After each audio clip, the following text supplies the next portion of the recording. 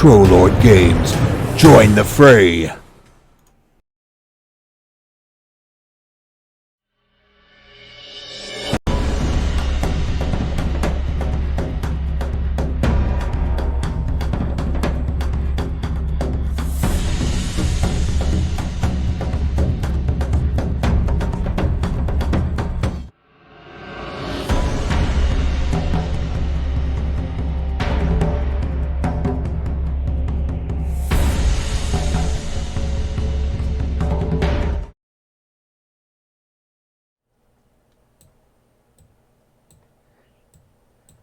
Okay, that should put us live. I feel like my audio is really loud at the moment. Yep, it's live. Okay, awesome. And we're live with Pools of Narrheit. Hello, everyone. This is Sam. I am your castle keeper for the evening, and I am here with my awesome players. So let's have them introduce themselves. Let's start with Robert. Oh boy.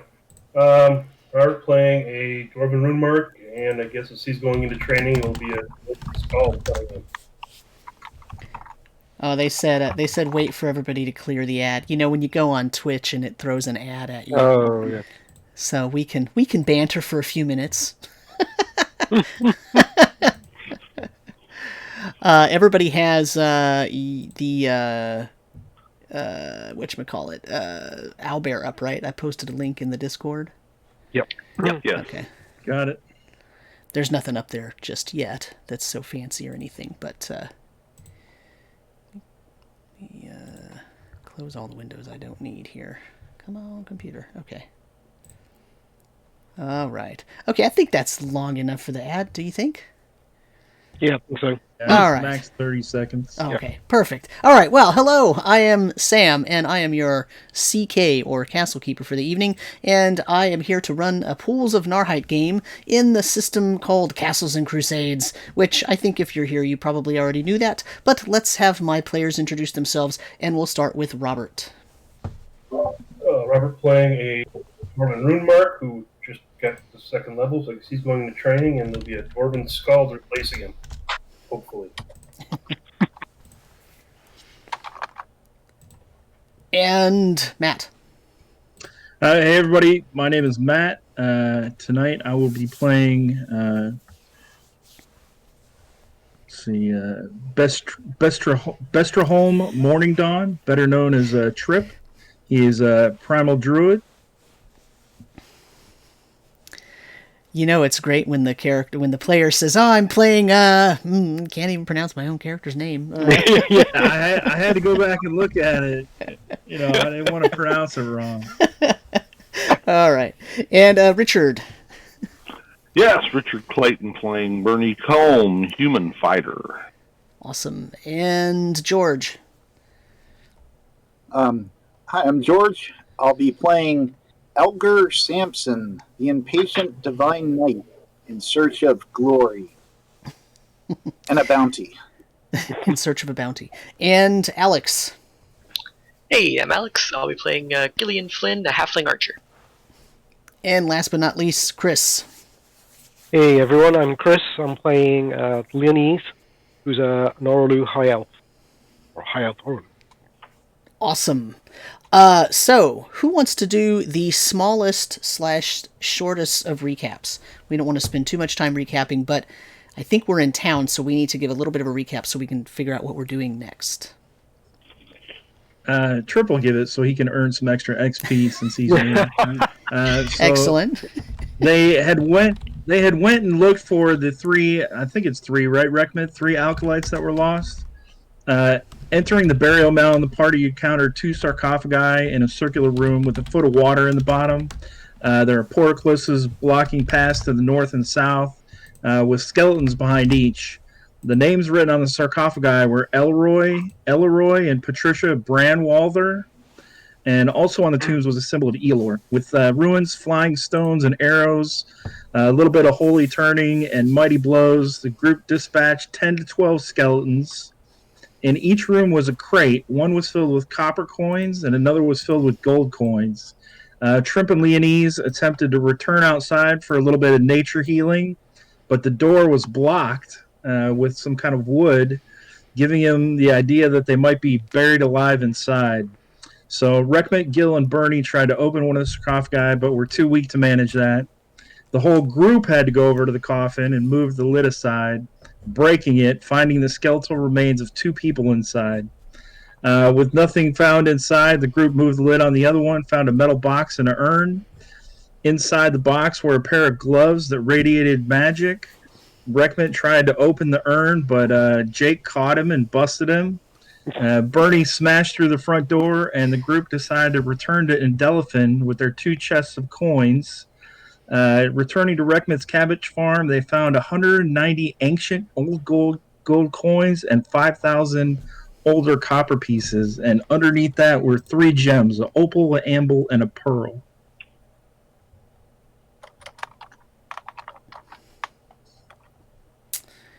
All right.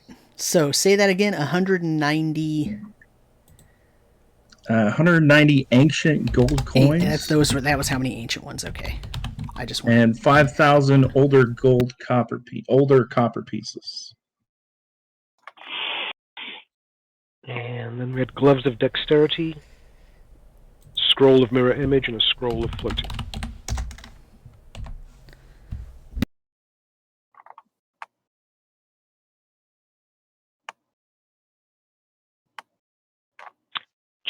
Scroll of Mirror Image, and then what? Floating Disc. Oh, Floating Disc, that's right. There was a third one too, but that was like a repeat, wasn't it? That was in the old tube, yeah. Those are the ones we... Yeah, Mirror Image is one that was actually had before. Right? No, is that right? Yeah. I can't remember. Yeah, those tubes were the old ones. Yeah. So they were the old ones. Yeah. Okay, so what would you all like to do now? Did you make it back to town? That's the actual $100,000 question. Yes. We made it back to Rekmet's house. Yeah, because Trip was borrowing money. Yep. That's right. Trip took out a small loan. Mm-hmm. And some of you, I believe, commissioned some armor and supplies and all that stuff, right? Yeah. Well, we'd done that previously. Oh, was that last time? Okay. All right. Yeah. So what are you gonna do? So I think the plan was we were just gonna bury everything and then head right back out to find the Acolytes, right? Yep, that's what I remember. That was kind of the plan. Okay. I think we had a couple of people run off here in the interim. Yeah, so they went off to find some training, right? So that actually begs the question. So Trip is with you, and Gil is with you, and Burnie is with you, and Leanise is with you. Is Rekmet there? Rekmet's getting ready to go train, so he was there. Okay. But when you leave again right now for this session, is it going to be Rekmet or is it going to be someone else? It'll be someone else. Okay. So after we bury the gold, what does Rekmet tell us? Well, guys, I think I've gotten where I have to right now. I need to go do some studying based on what the things we found. But I think based on what I know of my brother, he might actually be interested because he seems to have a really hankering for Fae. So that Blip dude being tortured and those guys being murdered, you might want to come along and help out while I'm off studying, reading books. Is your brother in town also?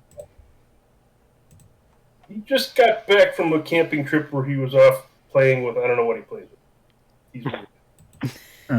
Well, he's wonderful. I always approve strengthening the mind and body and training. What can you tell us about your brother? Let's just say we're not alike in any way, shape, or form.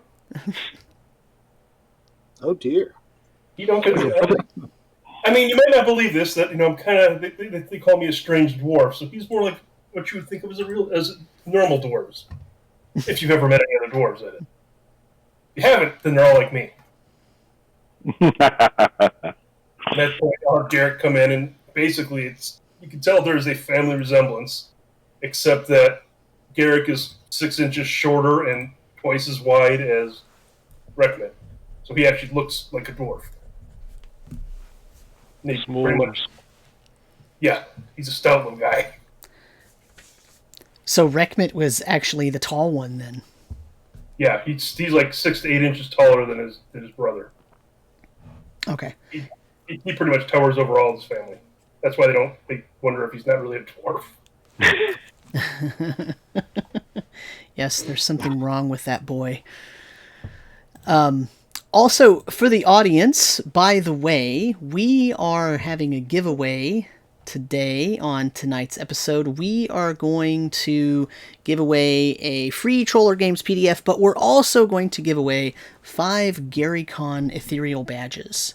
That's the word on the street. So there you go. That's the incentive there to keep you here watching us. Other than, of course, the awesome gameplay that you're going to witness, right? So from the CK's perspective, Robert, what is Garek's class? He's basically a Skald. Okay. I probably should have sent this to you. I hadn't had it completely finished. But That's fine. Not a big deal. yeah, it's just gonna be a Skald barbarian. I'll just kill you. It's okay. That's fine. Then I can create my Dwarven illusionist. Saves all the hassle. Reckmit's entire family is just Okay, so what are you all doing then? So you're sitting here on the Sourbeard homestead, and you've now let Garek join your team, knowing that Reckmit's going to go off and do whatever he needs to do. You buried your treasure. X marks the spot. Now what? Let's go to town, get some beer, and see if we can find another guy or two to join us on this quest.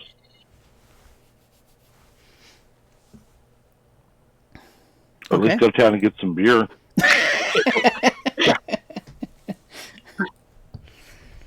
Either one. Yeah, I think probably hang out and sleep for the night and then head out in the morning again. Okay, so you're going to take a day off, basically? Well, we had to travel back, and it's probably late afternoon by the time we got back, and evening by the time we buried everything. Sure, okay. Okay, so you go to town. Are you going to a particular place? Or are you going to go back to your favorite tavern, the Rusty Anchor? Well, somebody else back to the Rusty Anchor. Yeah. Book a room for the night since I can't sleep at Reckmit's house. Do we have the same barkeep or a different one? Same barkeep. Okay. Yeah, his name is Becker, I believe, is the barkeep. There's a bunch of employees there, but Becker himself was the barkeep. Okay. Okay, Becker. Set me up. Sure. And I want to know if you stupidity about throwing the axes in here. You want a whole keg again? Yeah, sure. Why not? Okay, coming right up. No axe throwing. You got to go outside. He runs back into the back.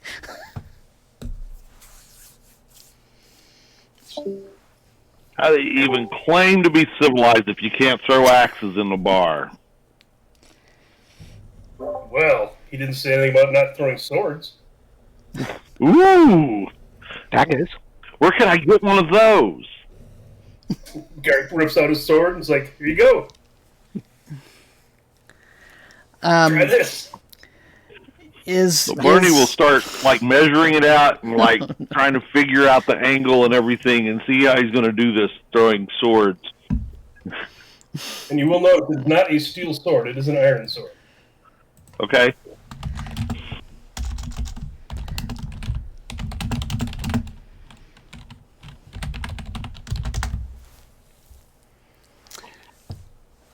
Hold on one second.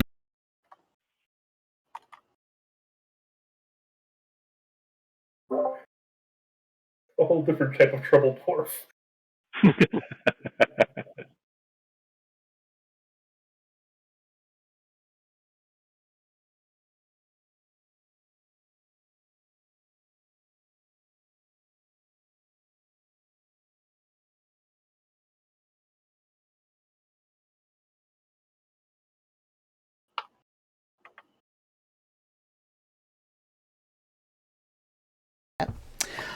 are you actually going to try to throw swords in here?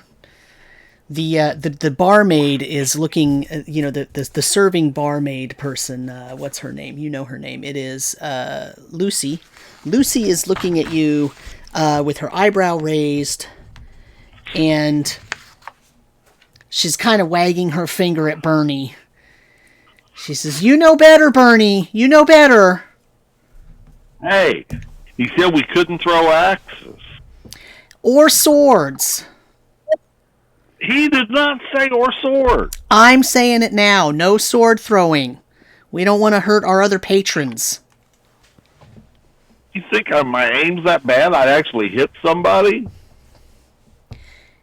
Yes. I wouldn't worry because he never does in the field.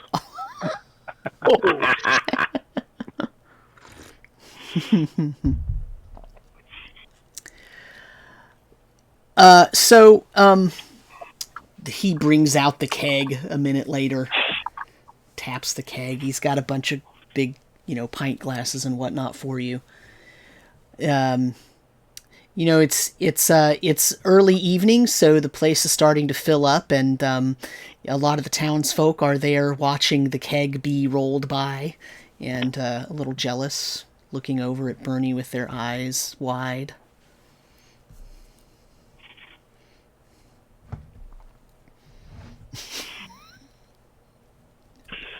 Well, let's get the keg tapped, and everybody gets some. Bye. Help yourself, folks. Your cheers go up. Yay! All right. People start crowding around. One of those. Yeah, go ahead. Jake is going to go over and meet up with a companion of his that just came in, and bring him over to the party and introduce him as Elgar of St. Luther, also known as Elgar the Impatient. And we will introduce him as a member of the Church of St. Luther. On a game terms, he would be a divine knight. And he is in search of a necromancer in the area, as he'll relay onto the party. Sent to help the party. And it's at this point that Jake will mention that he is required to go to the Church of St. Luther on some business as well. Leaving you with Elgar the Impatient, who is a very tall individual. He's tall, muscular, and about 32 years old, in search of justice. His motto is basically "Don't overthink it." And he's tall, has blonde hair and a ponytail, and a longer blonde beard wrapped up in a braid. He has tattoos down his arm, his left arm, and one on the left side of his face of St. Luther. And a tattoo. He's like, "Well met, my friend."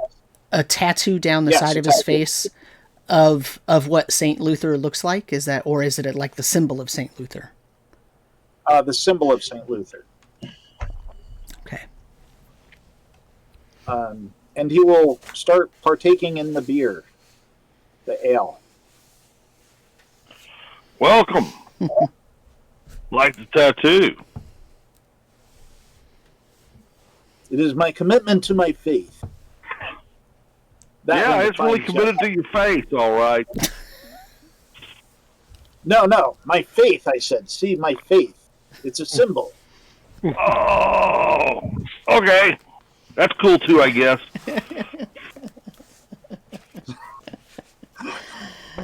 Commitment to my I'm gonna keep buying Elgar rounds of drinks all night long. Keep pumping him full of fluid to welcome him to the party. Elgar shall partake in this and accept the challenge as needed. I'm going to pull a symbol of St. Luther so you can all see what it looks like here.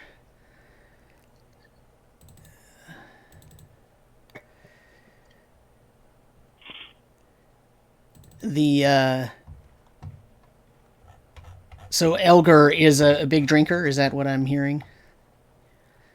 He is tonight. He is. Yeah. It's a good day then, I guess. Okay, so I should have had this ready Look, beforehand. it's 7:30, and we have agreement on one Keith item. What's that? We're all drinking. Yes. Yep. That is true. I would not have it any other way. I don't think anyone else would have a problem with this. Here is a symbol.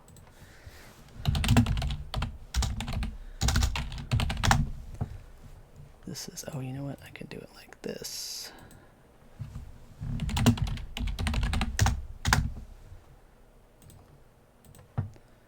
Let's see if I can put it up here.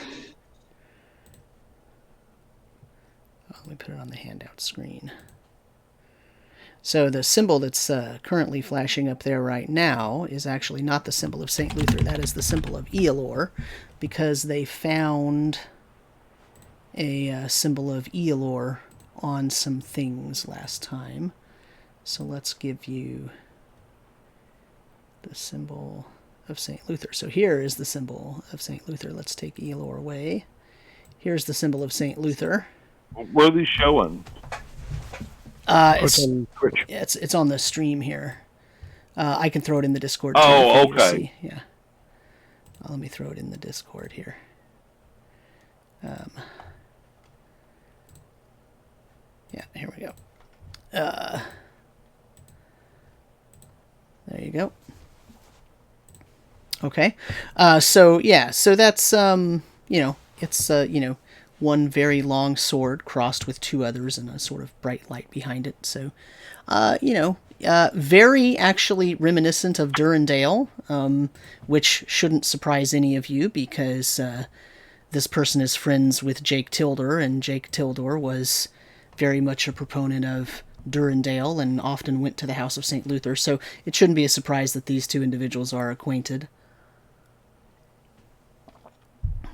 So you spend the rest of the evening in Ruckus celebration. Anything in particular that you would like to do other than Burnie trying to throw axes and swords all night? Not till the morning. Okay. Yeah, I think we're good for the evening. Okay. Are you all going to go back to the Sourbeard homestead? You guys don't want to go back there. That's boring there. Yeah. We'll just stay here. Yeah, we can get rooms here. Or we can throw axes our rooms.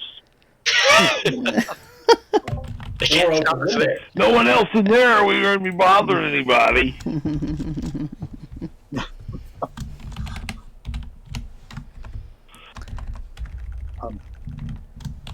So, Trip, where do I end up at? Aren't you helping me with this? I need to know if Elgar passes out or not, is what I need to know.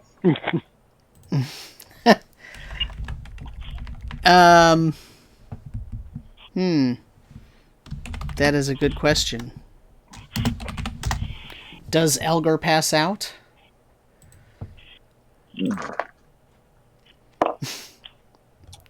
No, he's just merry all night. Might have a few issues, but he makes it through the night, I believe. Nice. Okay.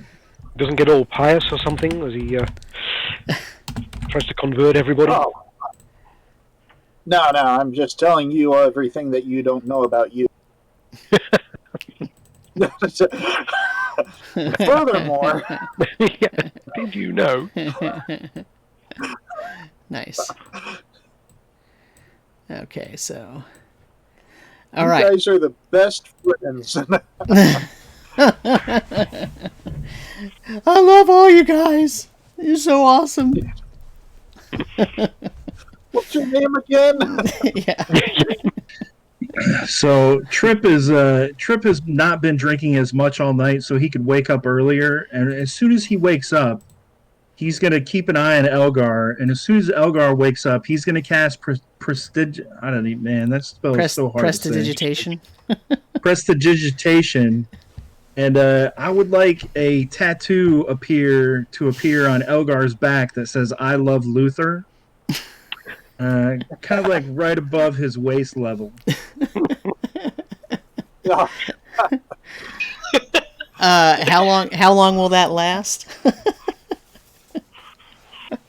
It'll last long enough to be funny, but let's see. The spell will last for 1 hour. Okay. Now it's on his back, And, so he can't necessarily see it himself. Yeah. Exactly. So as soon as he wakes up, I'm going to be like, Elgar, how do you feel, my friend? Oh, I'm feeling quite fine. The gods are with us today. After our bout of drinking last night, you were feeling quite rowdy, and we went to find a tattoo artist in town. You have some new ink on your back, I believe. Oh, that is fine. How do you think I got this? It's very lovely. It says "I love Luther" right above your ass. Oh. Did you put it there? Oh, I did not. I don't have that kind of skill. What? Ah. So, what is it that you do in the party? Oh, I'm the nature expert, of course, but now that you mention it, I am looking for something. Is it something you haven't found? Something you It is something I haven't found. I come from the north. I've heard rumor of a... hold on here. I come from the north, a place called Dalgrove, near Plenisic. I have heard of a group of trolls who have a Mortius staff that they're trying to corrupt, and I cannot allow this to happen. A bunch of trolls are looking for a staff. No, they have the staff already. It's a Mortius staff. It's from a great tree. You've heard of Yudreska, Yeah. the tree of life. Yes, it's similar to that. It's very sacred in our religion. Well, let's go get it. Well, it would be great, but we're currently looking for 3 lost acolytes. Ah. Yes. Yes, I recall that too. We can do it all, though. Yes. Let me get my armor and my sword, my mace and my bow, and give me a good hour or so, and I'll be ready to hit the door. Your tattoo is very fetching. You should go show Lucy the barmaid before you get dressed. That I might do, but we shall see. Perhaps I'll make better decisions later this afternoon. Or they might get worse. Or better. As they do. Let us not tempt fate. Definitely does not seem as wise as Jake. So Burnie would get up fairly early, get his stuff together, and get on down and try to get a pretty good sized breakfast to himself. Okay. All right, so everybody kind of gets through the morning. Is there anything in particular you want to do other than your sort of just generic, you're actually getting your meals together if you're doing any spell prep and all that stuff? That's sort of a given, right? Is there anything in particular that you'd like to do otherwise? I think we lost George. I think we're ready to go. Enough shenanigans. Yeah, no, is the basic Garek stuff. with us, or did Garek stay at the house? Oh no, Garek's right there with you. You see him mixing up something that looks really weird colored. Deep red. And as you all kind of get ready, you see him just start putting it on his face and painting himself. right, I Burnie think will we're watch ready to this head with some fascination. You'll also notice, because from those who were at half health saw that whatever the symbol for Wenifar is, he actually has one of those around his neck as well. Interesting. Oh. I can actually show you all what Wenifar's symbol looks like, too.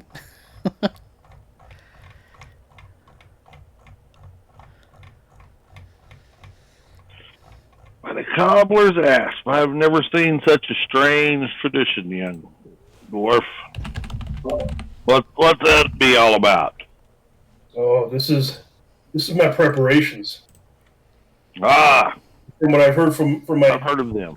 little brother, he said you guys getting little some scrapes, and that's what I'm looking forward to. Ah, yep, that we do.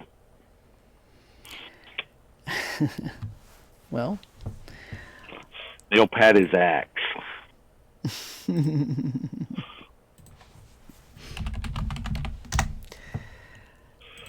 So what would you all like to do? How do you want to leave? You want to go out the same way that you came in? Yeah, I we went think out so. to southeast, right? Yeah, so you have been taking that typical exit out of the Graveyard. yeah, the That's graveyard. Watchtower. So the symbol on Yep. the screen right there is Wenifar's symbol. It's sort of it's almost a growing flower, and the shaft is kind of like a green growing item, but it's also kind of like a magical wand. So it's kind of fancy there. Okay, so you're gonna go out of town down here, next to the graveyard, the sort of traditional way that you always enter and exit the town down here. Burnie will whistle past the graveyard. Okay. Are you warding or summoning? So here's the regional map. You're gonna go back to the Oxwood, the same place that you were going to last time. So what we have here is, remember, the blue dotted lines are all of the directions where you had been. Let me go back to the game screen here for the audience, where you had been following those tracks, remember, and they went off on these blue dotted lines. Yeah. And the red one is the one that you had gone to last. In other words, that was your last one that you followed. That's the one that you dug out and went into. Right. Well, I would say go back. Let's head back for that junction where they all split up and pick another trail. Yeah, how about we head kind of the northwest one? Yeah, kind of the next one up. Next one up. So, whoops. So like. Do we want to go back to the hill and see if there's any change, or? And so, I mean, we'll fill Elgar and Garek in on our adventures thus far. Tell them everything we found. All these signs of Narrheit. And these are the ones that were torturing those Fae? Yes. Well, find some for me.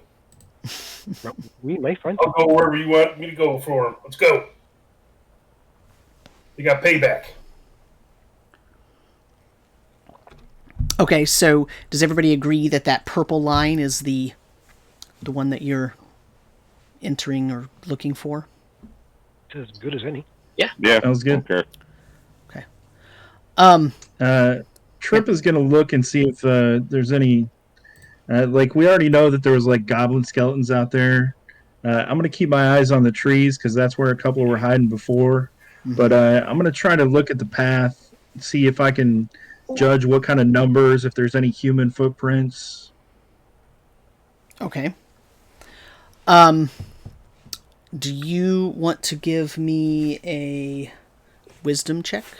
I think I'll sure wisdom do. check for you.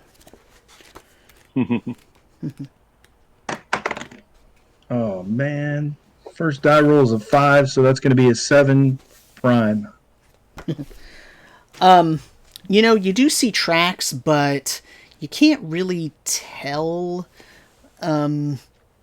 what they are. They kind of look similar to the tracks that you saw last time, but you can't tell the direction. You can't tell how many. They just look like bare skeleton feet about the size of goblins. They're so trampled over by now that you can't tell. But anybody who's watching can see that Chuck popped onto the screen, and Chuck would actually like to speak to everyone real quick. So let's interrupt for a moment from Chuck, representative of Troll Games. Hello, everybody. So I just want to thank everybody for coming out tonight. This is our last night before GaryCon. We're going to be giving away some badges, and then everybody's in the channel at the end whenever we do the little... Typically, he does a wrap-up for about 20, 30 minutes. They talk about what happened and that kind of stuff. I'm going to give away a free PDF to everybody in the channel then. So hang out to the end so you can get the free PDF. We'd really appreciate it. We really appreciate you giving us a follow if you haven't before, and just want to say thank you for coming by. I'll be giving the giveaways in the chat, so watch the chat because I don't want to interrupt Sam's TPK thing here he's got going on. So, you know. But, oh, my bad. I forgot. Am I live? No. So, but, yeah. And the main thing is to make sure that Grape Ape doesn't win anything. That's the key here. Okay? I'm unkillable. I'm unkillable. After going through 2 of Steve's games and not even getting a scratch. Well, sure we talked about that. Things are going to change. We'll see. No more floating discs, he said. Basically, they're going to burn you alive if you get on one. So, no, I'm kidding. Anyway, I want to thank everybody. You guys go back to your game, and I'll see you guys later. Thanks. All right. Thanks, Chuck. All right. Thank you. Matt, I only have one thing to say. Challenge accepted. Didn't you learn we were feeling pretty good though? People almost died. Immediately. I did say I was watching the trees, right? Yes. You don't see anything up there either.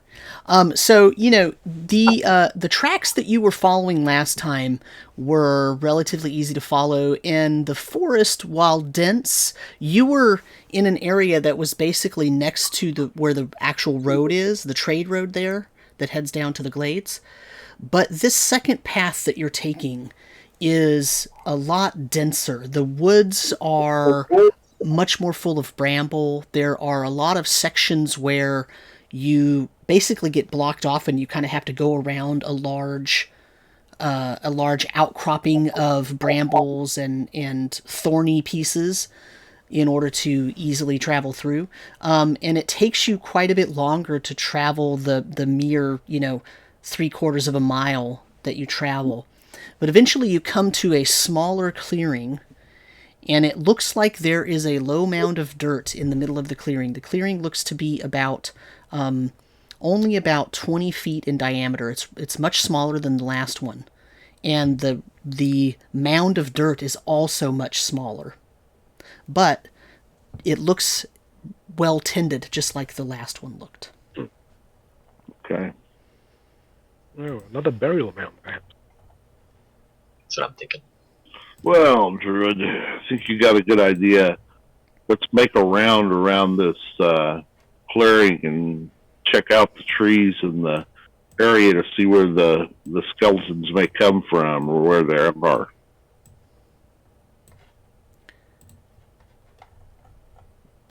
Let's go back to the green here.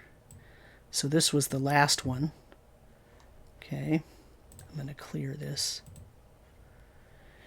So you can keep your tokens. What would you what are you doing? What did Burnie just say he was doing? Well, I think we should at least some of us walk around outside of the clearing in the edge of the trees and make a round around it to see if we spot any skeletons in the trees or waiting on the sides, because last time when we were inside, they started shooting at us and came pouring out. So let's see if they're hiding out there. Let's walk around as a group. Just walk around the circumference Before we start messing with the mound. Okay, so that map there is representing the orange dot is the small mound, and the black circle is the clearing. Everything around the circle in all this area is very dense forest. It's temperate forest, so you're talking about a lot of oaks, a lot of big leafy trees, big leafy flowering trees. So you're talking about places where they'll lose the leaves, and at this point in time, the leaves are starting to turn a little bit. So there's a little more color than just green, but it's very dense, so it's hard to see even up to the sky from the canopy, except the clearing is completely cleared, and you can see directly up to the sky if you're standing in that clearing. Also makes us wonderful targets for anybody in the trees. That is correct. Yep.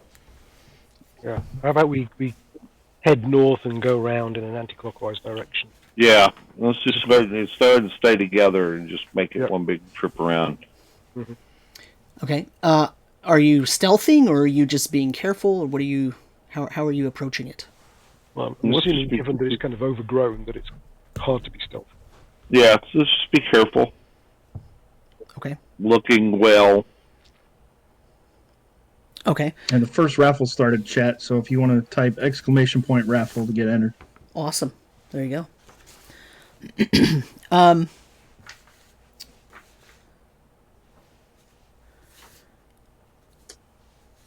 Somebody roll me a d6. Okay, I got a 2. Okay. Okay. Thank you. So, if everybody's sort of skulking around, are you taking individually? Are you taking different precautions? Is one of you watching the trees? One of you is watching the ground? One of you is looking towards the mound? How are you making this work? Are you just sort of walking around paying attention, or are you specifically separating your tasks? Leanise will look up towards the top of the trees. Okay. Gil, we keep have an eye on the mound. Okay. Burnie in front in kind of like a diamond pattern with the rest of us. Yeah. Garek is going to inch up right next to Burnie, like he's trying to get in front of him. And he's going to be in front of everything. Okay. He'll be checking like the ground and the bottoms and bases of the trees and stuff. Okay. What about Trip? Elgar will be look. Oh, sorry. Go ahead. Go ahead, Trip. Go ahead, Elgar. I'll be looking in towards the mound as best as possible, Okay. and a short bow in hand. All right.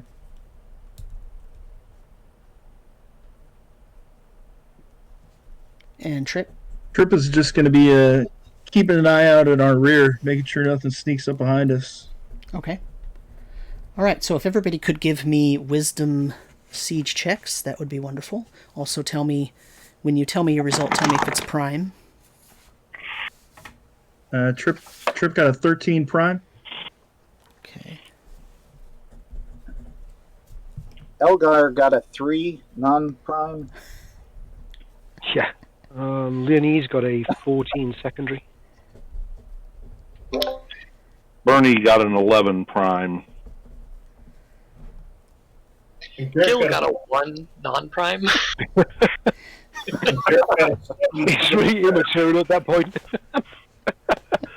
I was like, yeah, there are trees here. I don't know if I see that. I'm so happy he's jumping up and down. What did Garek get? Sorry. A 7, so it doesn't matter. So let me just point out that the two looking towards the mounds poked themselves in the eyes as they were looking over. Very similar to last time, the only thing that you really notice is suddenly when you started walking around this mound, there's no sound whatsoever. The birds have stopped singing or making any kind of noises. Some of them flew out of trees to get away from this clearing area. You don't hear any wildlife. Normally, especially in a place this dense, you're used to sort of, especially someone like Trip, who's a primal druid, you're used to seeing or hearing animals running through along the game trails through this dense forest. You don't hear any of that. None of you hear any of that. It's very, very quiet. Something is very odd. It's happening here. There's no sounds. The animals have all fled this area. Yep. Not finding anything. We might as well go out there and start messing with the mound and get attacked. Have we got all the way around at this point? Yes. Okay. Well, let's maybe spread out and go to the mound. Yep. Okay. How are you going to... to... I'm going to take my shovel out before we even start out there. Okay. All right. We probably want to be more like in a line going out at this point. As much as possible. Did you guys get ambushed last time? Yeah, we did. But we have just walked around. All right. There were skeletons and goblins in the tree. How about I sit in the tree line as you guys go out there so I can attack them? Because I don't throw things. Okay. I like to jump in their face. So if they come out, I'll flank them. Well, it's a much better way with these skeletons. The arrows don't seem to have much effect on them. Right. I don't know what they're talking Speaking about. That's something when they go run it over. Speaking of throwing things, Samuel, I'm going to find 3 nice palm-sized stones and cast magic stones on my 3 stones real quick. Okay. Ooh. Yeah, I'm going to have my mace ready as well. Hammer, brace in one hand and shovel in the other.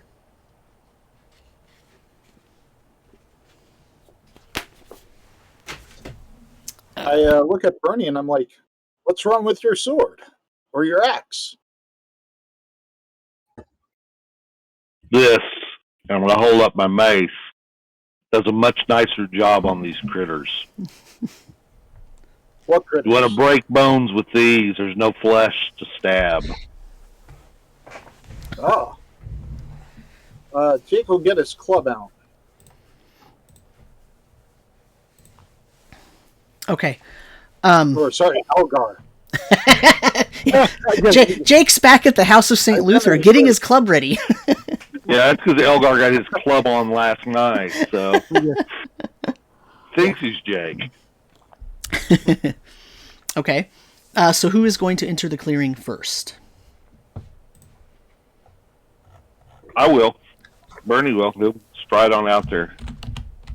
He's going to look, look around, see if he sees anything in the trees, in the tree line as he approaches the mound. Mm-hmm. As he gets closer, he'll look at the mound itself. If he doesn't see anything, he'll start to look and see if there's a worn patch like at the other one. So you don't see anything in the trees. There is no worn patch, but you can see on top of the mound where there is a section about 5 foot by 5 foot where the dirt has kind of sunken in as if there's a sinkhole under it or something. Okay. Burnie will, testing it to make sure the whole thing's not going to collapse and work out to that and start digging. Okay. You put your shovel in there and you immediately hit something solid. Okay. So I'm going to clear it out as quickly as I can. Okay. Does it sound like wood or iron? Sounds like wood. Okay. Leanise would have moved in to give him some support because I think rushes it. Okay. So if there's... If I can get to the edge of it, I'm going to pull the wood out. After I get it cleared off enough that that's easily feasible. Once you get it cleared off, you see clearly that it is a trapdoor. It's 5 foot by 5 foot. It's the kind that you would pull up and it has hinges on one side, and you would pull it up. And Okay. go down. It is made. It has a wood frame, but there's an inset piece of metal that looks like bronze. And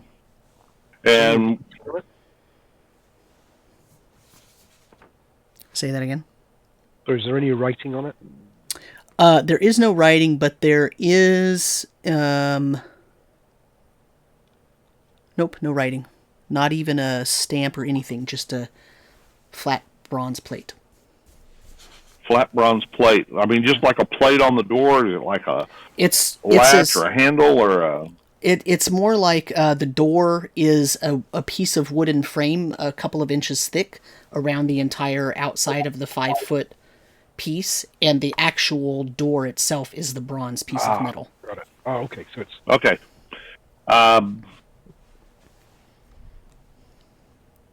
Well, let's open the door. Okay. and then he'll have a staff ready to whack anything that pops up. Yep. And Garek is scanning the the line or the edge of the meadow to see if he sees any kind of movement. Okay.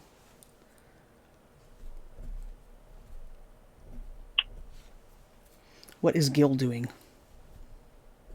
Gil is going to be looking at the kind of opposite end of the clearing that Garek is looking at. Oh, he's probably still kind of rubbing his eyes from where he whacked him looking at the mound. Okay. No one sees anything still. It's very, very quiet. In fact, it's so quiet that when Burnie opens the trap door and it kind of squeaks, goes, that feels really, really loud to you because it's so quiet otherwise. Burnie, when you open that door, you see that there is a set of stone steps down. Okay. Very similar to the last set. They're sort of tall and narrow. Okay. So it's a little bit misleading. They look like they only go down about 10 or 15 feet, but because the stair heights are an odd height, it's really hard to tell from this distance and because it's dark down there.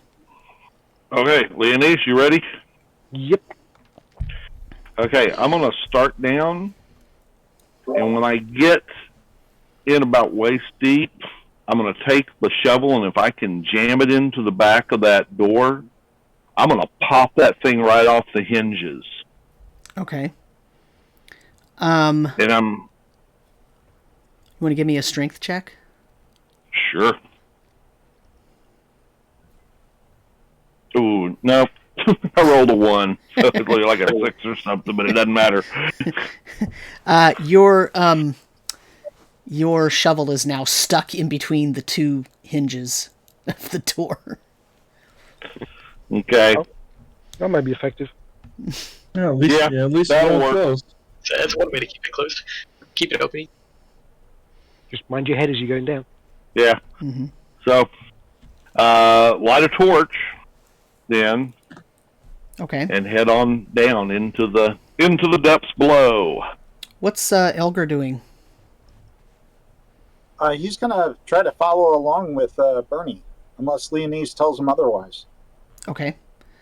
So, what's your marching order then going down there? Burnie's first, then Elgar, then Leanise, or Burnie, Leanise, then Elgar? Probably He doesn't know the party order, so. Leanise, if you want to go first, that's fine. Yeah. So it'll be Leanise will go behind Burnie. Okay. Because we can only go one. It's narrow, right? It's narrow. It's only 5. The steps are the passageway down through the door is only 5 feet wide. So I mean, theoretically, 2 of you could probably squeeze in there, but there's no reason to squeeze.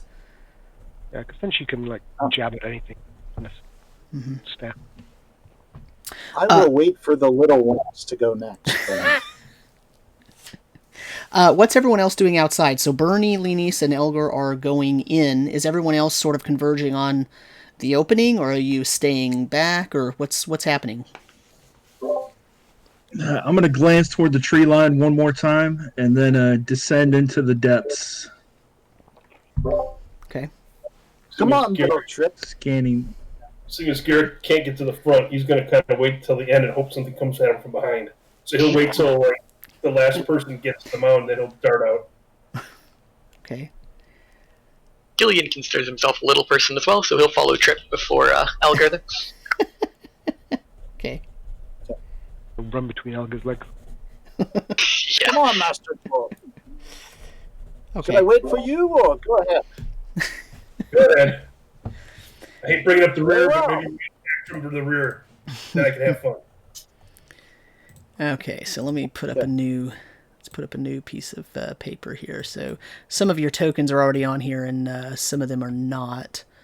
But I'm just gonna clear that of that, so we can. Whoops, we can start a new drawing here because you are going to enter someplace new, which means one of you has to be the artist here to draw on there. Who popped in our stream?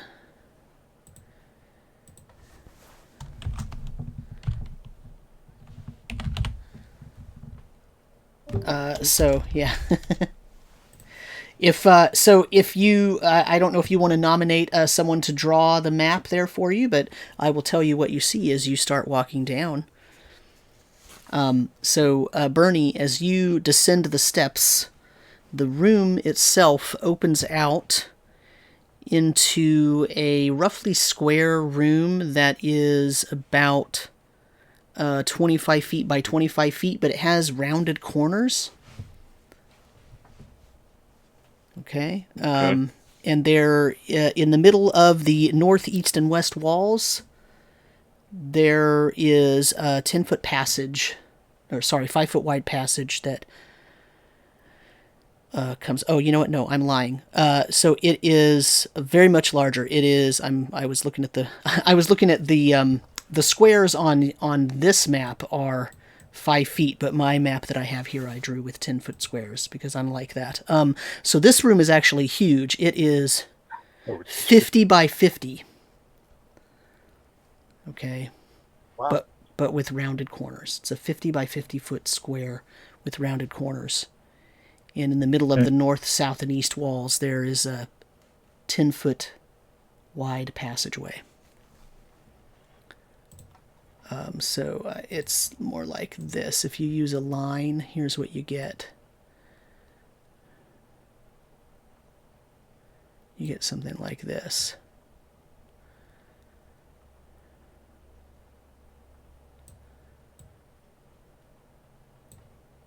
Right, kind of like that. That's the size of it, but with rounded corners. And did the staircase come down in like the center of the room, you said? Yeah, so the staircase comes down. I'll put an arrow here. The staircase is coming down right in the center of this wall, right here. And then there's a passageway out here, and out here. So you can, however you want to fix that map, you can fix that map if you want to play with it. Takes some getting used to. For the audience, I'm using Owlbear Rodeo, which is a very nice little sketch pad that everybody can see, and you can throw tokens on it and all that. But the drawing functions are a little quirky, and you have to kind of get used to them before you go, because sometimes they do things unexpectedly or are not as easy to draw on as it might seem. But Burnie, you get down there, and here's the thing.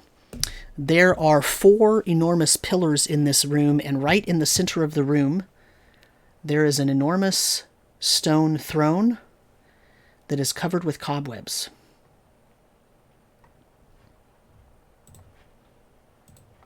Okay. So I want to walk over to the throne. Now, of course, I'm looking to see if anything is popping up or popping out or running down those corridors.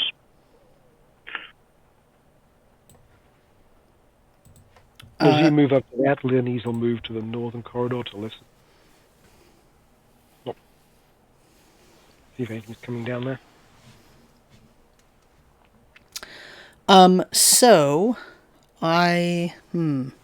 Okay. I'll actually hold the torch in close enough to see if it will catch the cobwebs on fire.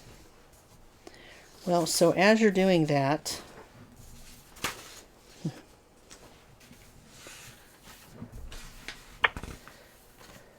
I've got the torch in my left hand, mace in my right hand. So Cover them and burn them. All in one go. So what I need from, let's see, who walked into the room?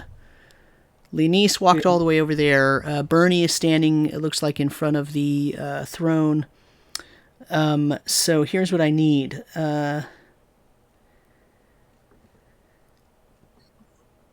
Let me make a roll here. Someone roll me a d6.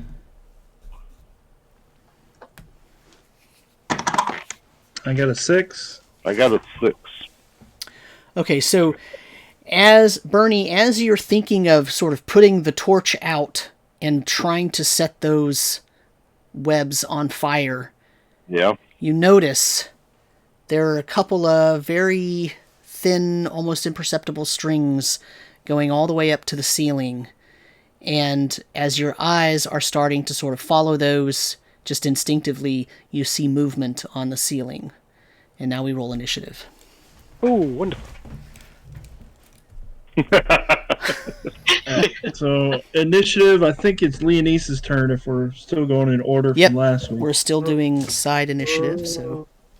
Okay. Gets a 7. And I got a 6, which means you all win. So if you happen to look up what you see, I'm just going to throw some generic tokens on here. What you see is, oh, that's a nice token right there. Critters on the ceiling, guys. You see critters on the ceiling. You see this one here. I'm going to let label number 1. You see this one here, sitting almost directly above the throne, which is number 2. These are very large creatures with, looks like 8 legs each. I'm sure that's shocking to you. Oh my. They are, I mean, they are, I say large. They're not large in the mechanical sense in terms of the game. They don't take up that much space, but they are large compared to a regular sort of generic spider that you might run into. So they are technically medium size, but they are very freaking large spiders. Yes. How tall is the ceiling? Ceiling is 20 feet tall, but it's actually hard to tell that because there's so much web up top that these spiders are only about 10, maybe 12 feet away from you. So even though you could tell that the ceiling goes up higher, but the ceiling is actually very close to the ground. This isn't the other one that you were in last time. You went down quite a bit before you got into the chambers. Here, you can tell that this ceiling is probably only a foot deep from the actual outside ground. Okay?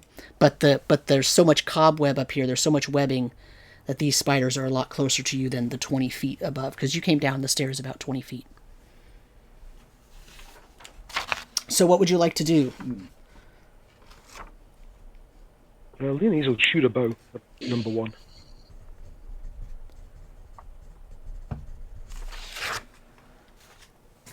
Okay, roll me an attack roll.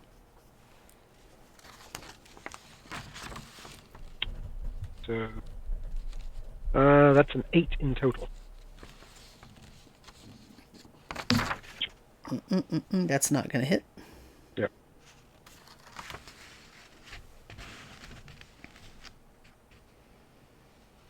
Burnie's got a torch, right? Yes. He does.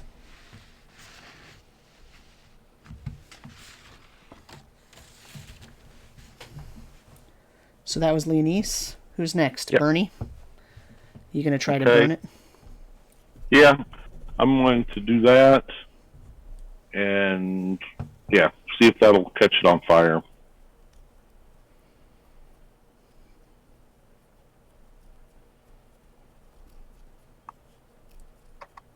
I am going to launch a magic stone.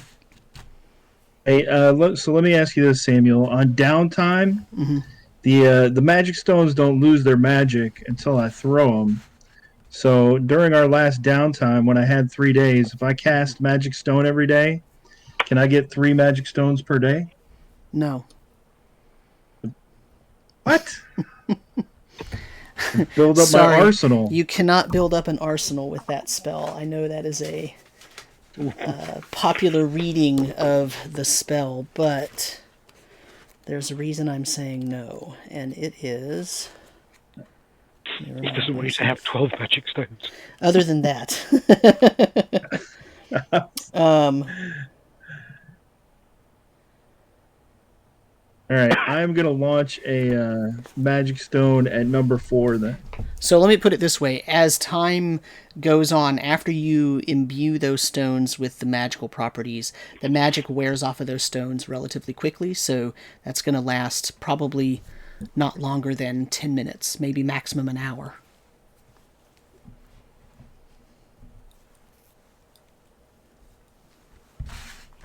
I know it doesn't say that specifically in the spell description, so... but that's, yeah.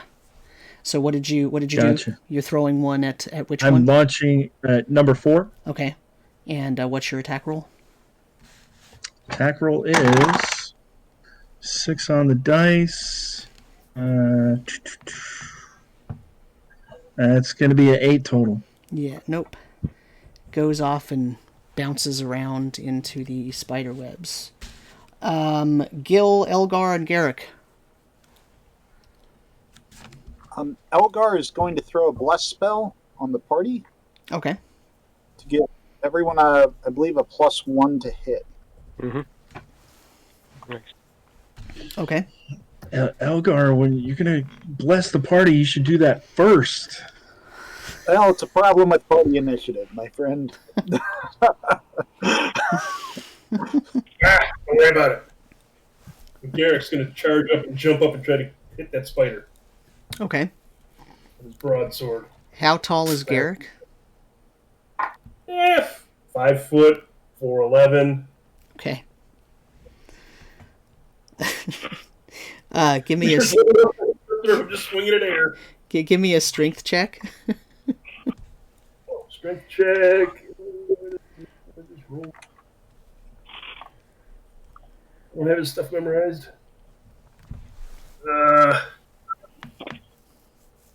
16. Prime or not prime? Prime, sorry. Yeah, Okay. 16 prime. Okay. So roll your attack roll.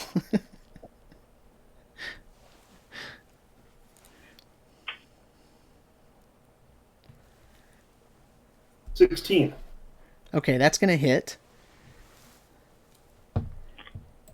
Go ahead. Oh, yes, and, and as he's leaping in the air, he's like, so he's over anxious, and he's letting out a big old scream.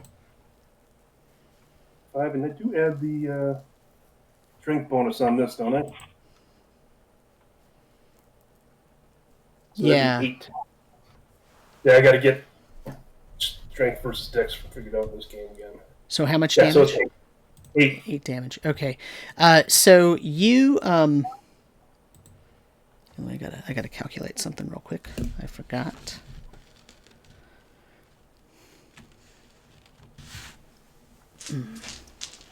He's leaping through the air trying to smack at stuff. Yeah. Dwarf. Quit running away. All right, so Garek's a go-getter though. He's getting the stuff done, huh? Not holding back. He's a wannabe ballet dancer. Finish some. I'm gonna first grace. I'll chop you to little pieces. Lunch. Okay, and that was number 4. Okay. And you did 8 damage. Okay. You jump up there and you swing your sword and you're barely able to hit that thing's abdomen, and you can tell that you sliced into it, but it does not shrink away from you. Gil, you are the last one up. Gil will also take a shot at number 4, being Okay. careful to avoid the flying dwarf here. We've been waiting to see Gil's archery skills. And you're going to be waiting a little bit longer. That was an 8 total. And as an arrow comes flying by Garek, he growls back, "This one's mine. Get your own." All right. Well, that fancy spider is now a little upset because it wants to now attack Garek, and so it is going to attack Garek. So let's look at what it does. It's actually going to drop onto Garek's head and try to bite him. That's right. Come here, little spider. And so that is going to be a 16 to hit. Does that hit your AC? Oh, yeah. Okay. He doesn't And wear any armor. yeah, so you're going to take 1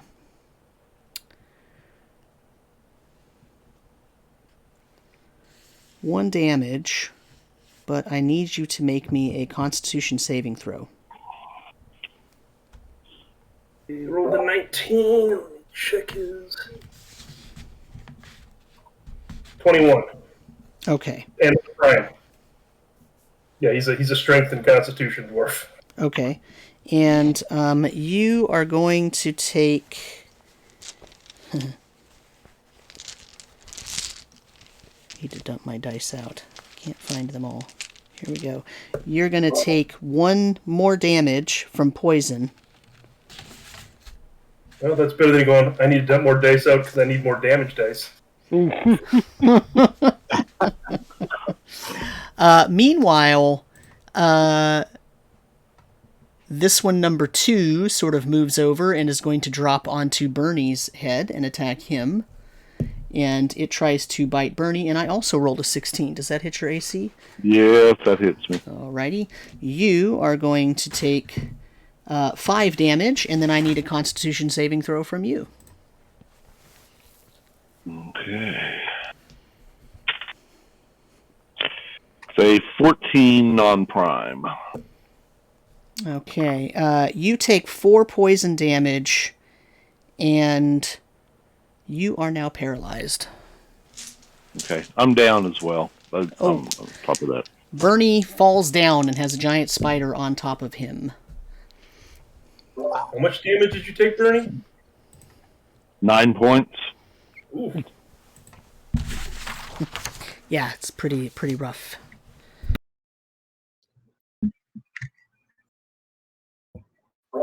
Sorry, Burnie. I almost was going to attack that one, seeing his trip claimed this one, but then he missed. These other 2 spiders sort of move up farther in the web so that you can't see them at this point. And then we roll initiative again. Leanise, you won, so you're up again. And I'm up again, right? Only a 3, that's fine. Well, you're in luck because I rolled a 1. Oh, there you go. So, round number 2. Round number 2, you cannot see Spider 1 or Spider 3. Spider 2 is on top of Burnie, who fell down. Spider 4 has been injured and is leaking goo and lymph and blood out of it, but is still alive and fighting with Garek. What would you all like to do? Oh, Garek. Remind me if applying bandages will save Burnie's life. It possibly could, because bandages are going to give you... It stops him bleeding out, which is the key thing. Yeah, so it's going to... if you apply it within 4 rounds of the wound, he's going to heal 1d2 points of damage. And you can actually... Let's see. You can make a primary attribute check to try to heal 1 more additional point of damage. Okay, so he's got a couple rounds. So I am going to... He's got a couple rounds. Let's just leave him laying there. Yeah, you know. Hey, man, that's the way you play it, man. It's not going to help if we all go down, so we got to kill this spider that's on top of him first. I mean, right. If I'm dead right next to Burnie, that's just going to be more of a problem. That is true. So does anybody have any party beneficial things they want to do first? Yeah, I'm going to kill the spider that's in front of me. On me. Go for it. I get a 23. That hits. Attack at the time. God, I like being some kind of fighter this time around. 8 plus 3 is 11. Damage or to hit? You hit, right? That's 11 the damage. damage. I hit for 23. All right. Yeah. So you kill it. Just finally stick your. It's just like a kitty on me, so I just take the gourds and rip it all over me. Great. Ugh, disgusting. All right. Who's next? Which one is dead? Number 4? That was the one that Garek was dealing with. So. And Garek will, because I can move half distance. Or wait, can I move after I attack, or you can attack it or move and then attack only? You can move as long as you only move half your movement. You can move and attack in the same round. With the spider still all over me, I'm gonna go this way. All right. I'm wearing it basically. Leanise will shoot a bow at number 2. Okay. Nat 20. All right. Nice. Obviously hits. Or 6 points of damage. Plus whatever. Nat. I don't use crits and fumbles, so. Okay. Points of damage. All right. So it now has an arrow sticking out of its abdomen. Trip, Gil, and Elgar. Trip is going to draw his gladius and advance on the spider that took down his friend. He's going to try to position himself to attack it so that the torch that Burnie dropped on the floor is between him and the spider. He's going to strike over the spider, hoping the fire might give him a little protection, and roll a 5 again. A little too cautious in getting around the torch there. Yeah, there you go. Welcome to my world when I was wrecking it. Speaking of, Gil will kind of step up, muttering to himself, be like, I'm an archer, I'll show them. Take a shot here. Hey, that's not bad. That'll be 20 total. Okay, that hits. 8 points of damage. All right. Not dead yet. Elgar. Elgar will move up and attack. AC 13? Does not hit. No. Glancing blow. Elgar's ample sword bounces off of the... Oh, 14. AC 14 with the bless. Still doesn't hit. But when the glancing blow hit, there was a nice loud ding that rang out. Common more of them. That spider that everyone is attacking is going to attack either Trip or Elgar. I'm going to roll a d6. 1 to 3 is Trip, 4 to 6 is Elgar, and I rolled a 6, so it's going to attack Elgar. And I rolled a 19 on the die, so I think that hits him. And Elgar takes 2.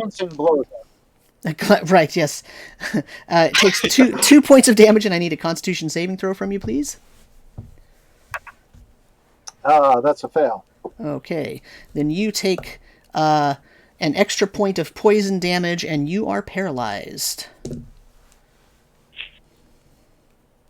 Okay.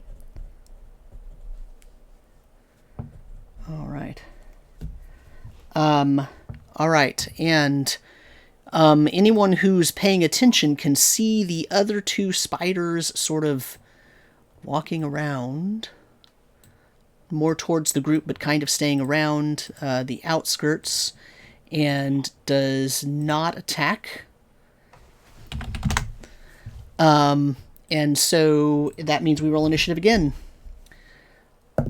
I rolled a 5. Rolled a 1. Rolled a 1. Okay, well, that spider that just paralyzed Elgar is going to try to attack Trip, and I rolled a 19 on the die. Again, I think that hits Trip. Trip takes 2 damage. It barely hits Trip.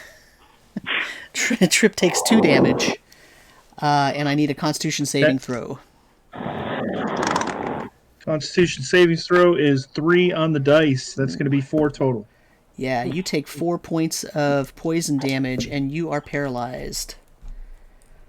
Man. Yeah. Dropping like flies. I know it. So now the rest of you are up. Okay, so who's all paralyzed there? Is Trip actually down or just paralyzed? Trip is not down. He's bleeding profusely, though, Okay. from these puncture wounds in his small body. Leanise misses with her arrow. She's trying to avoid her friends. Okay, Leanise misses. Gil. Oh no, it's Garek. Gil. Garek, you going first? Okay. Oh, he's charging in. He's like whoever's in the way over him, push him through paralyzed, he knocks him out of the way. Or just whatever it takes.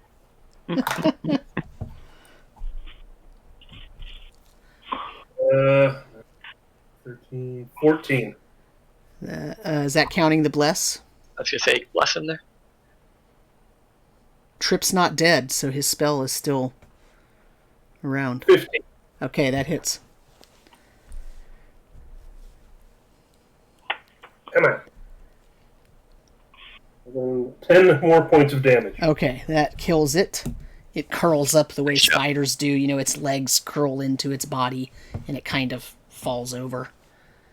So now that's the second one. The other two, you still do not see their bodies, but you see them sort of moving around. They're not attacking. Gil will go over to Trip and start bandaging his wounds. Okay. Do you want to try for the extra heal for that? Yeah, what do I have to roll? That's going to be a wisdom siege check. That's a nat 1, so Oh. no extra healing. Ouch, you're lucky I don't use fumble rules. Yeah. Yeah, we've had a lot of ones. I've done 2 of those so far. Leanise will go over and bandage Burnie. Okay, so the other thing you got to do, Gil or Alex, is for Gil roll the D2 to see how many points you give back to him. Because you succeeded on the initial, the initial bandages still do their work. You just didn't succeed on the extra. On the extra, right? So that'll be 2 points. Okay. And then Leanise, Right. you're bandaging someone else. Yep, I'll do Burnie. I get 2 bandages, so I can do 2 wounds, or is I can only do 1 at a 1 wound per bandage, or 1 bandage per wound. one bandage? Yeah. So rolling a d6, I get 1 point. I'll try and do the wisdom. Now, Burnie, did you get hit twice, or just once? I just got hit once. Okay, so that's the 1 wound. So you get a hit point back. So you're no longer at death's door. That's kind of nice. And I don't know. Sort of. Rolled yeah. a 1. A 1 would leave me at -1. Okay. Yeah, but you're not bleeding out. But you're not bleeding out. Yeah, you're not going to lose hit points every time unless something damages you at this point. Okay. So here's the thing. Burnie's paralyzed, even if healed. Trip is paralyzed. Elgar's paralyzed. Leanise will take one of the potions she has Mm-hmm. and feed it to actually probably Elgar. He's the least. So she has the one that looked like a dripping tooth, the tooth dripping, the neutralized poison. Okay. The magic one. Give that to Elgar. You're giving it to Elgar? Okay. Hurt. You force feed that down Elgar's throat, and in about 10 seconds, Elgar, your feeling starts coming back. You're no longer paralyzed. You have that pins and needles feeling, like after your limbs have been asleep and they're waking up. It's very uncomfortable, but it's better than being paralyzed. I mumble and grumble as I stumble and get up to my feet. And so I have a very wounded Elgar in front of me. Burnie. Yes, you do. Now she's done that, Leanise will be having her bow ready looking for the other spiders. Are you going to fire at them? I'll wait until we're kind of more of a group before I start antagonizing any of them. Okay. But I'll be ready in case they move forward. How tall is the throne? The throne is about 7 feet tall. The back of it's about 7 feet tall. How about the seat? Seat's just about 3 feet tall. All right. Would I be able to stand on top of the back, or is it really narrow? It's made of stone. But how thick is it? It's at least 2-3 inches thick, so you could probably stand there.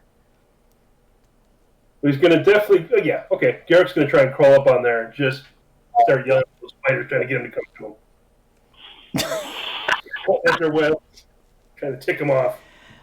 You're cutting their webs, or you've got the torch and you're trying to burn them? I didn't think about grabbing the torch, so I would just say he's swinging at it with a sword. Okay. Cut up, the ones you saw the lines going up back in there. He's going to try and cut those things. Okay. Roll me a dexterity siege check, please.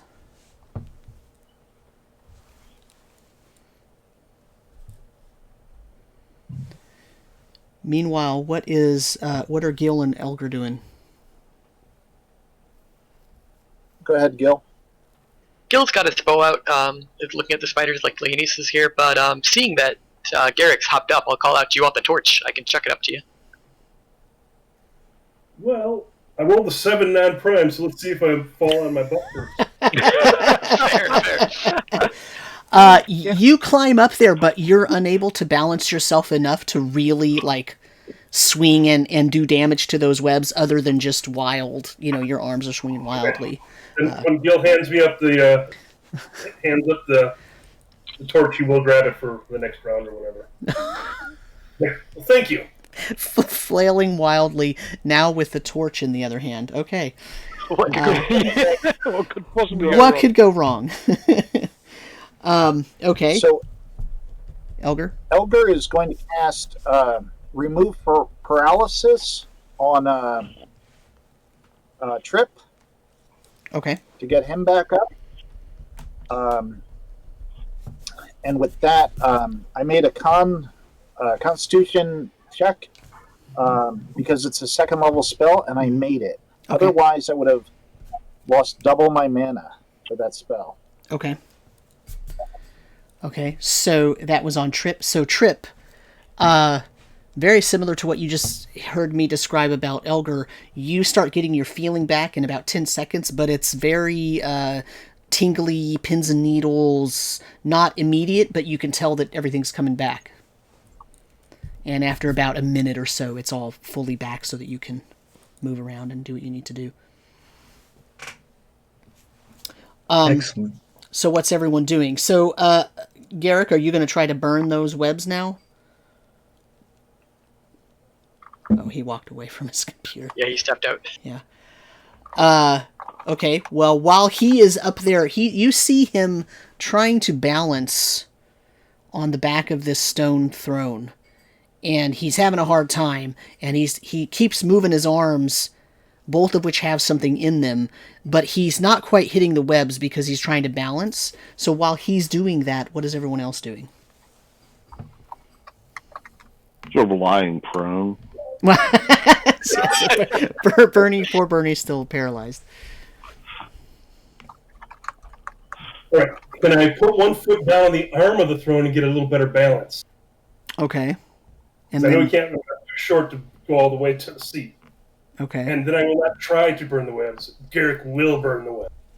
Okay. Are you going to try to hold the torch to them, or are you going to throw it up into the webs? This round, I'm going to hold it up to him. Okay. Give him the idea that next round I'm going to throw it because All right. it's taking too long. What's everyone else doing? I'm going to cast Earthly Essence on Burnie. Okay. What's that going to do for him? That is going to heal him. Yeah, let me get to it real quick.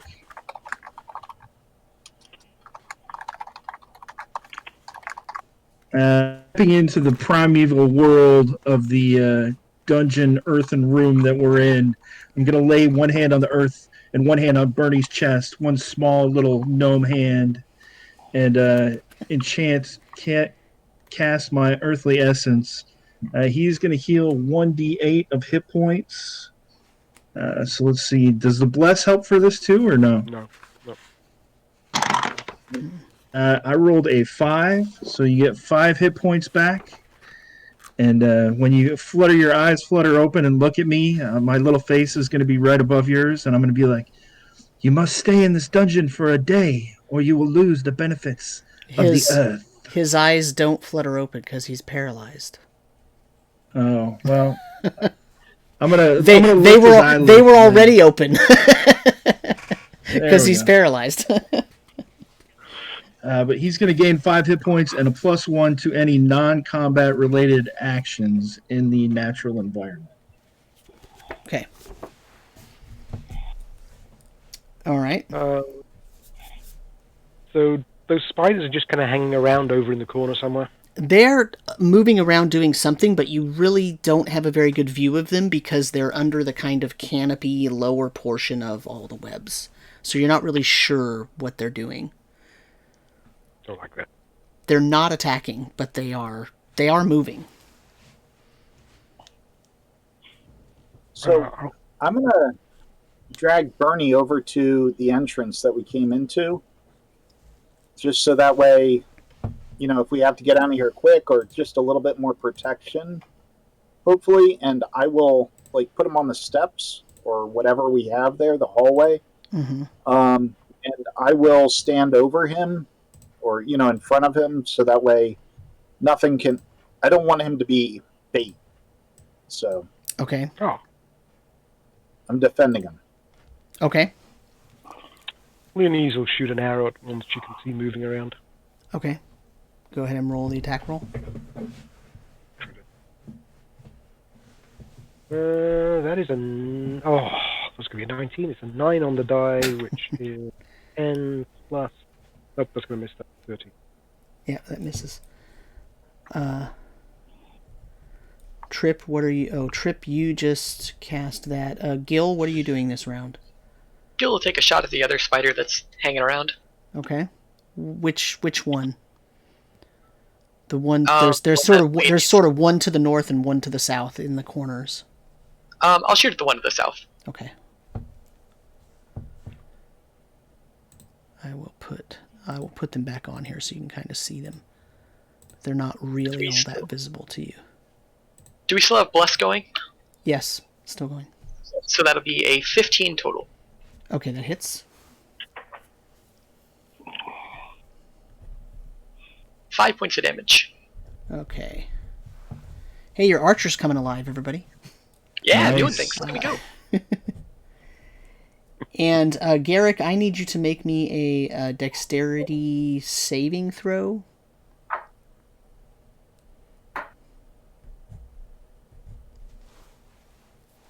$14, not prime. Okay. You're not quite able to stably hold that torch up long enough to catch the... Okay. Then I drop it.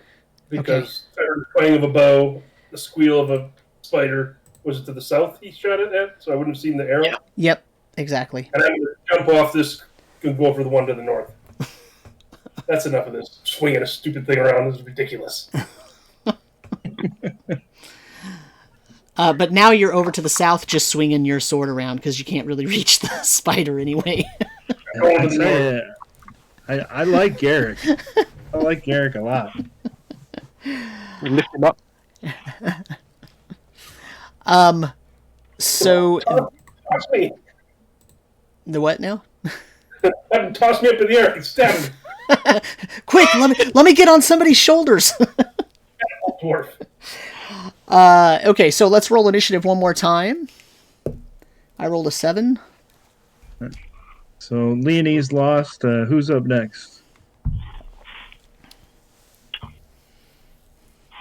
I'll go. Alex, you want to go? Yeah. I got an 8. Hey. All right. So you all get to go. You kind of know where this number 3 is now because that's the one that you shot at, and you know that you hit it. But other than that, you can't really see the one that's labeled number 1. You don't see it very well. You do see the dwarf sort of madly running around under it and swinging. He's not mad, he's exuberant. You see him exuberantly running around and swinging. Well, Leanise will shoot at number 3 since that one's already damaged. All right.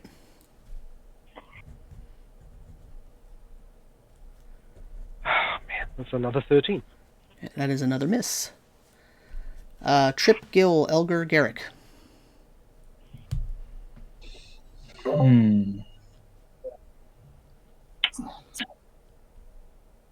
Gil will take another shot at number 3. We hit it once. I'm sure we can do it again. No, we can't. That's a 2 on the die. Okay. Trip, Elgar, Garek. Trip is... I've done everything I can for Burnie, I think, at this point. So I'm going to draw my short bow and fire at the spider everybody's shooting at. Okay. That's an 18 on the dice. That That's hits. going to be a 19 total. Okay. Plus the bless. For 5 points of damage. All right. Has another arrow sticking into it, but still not down. Elgar and Garek. Elgar is going to take his bow off his back and fire at number 3, if Okay. possible.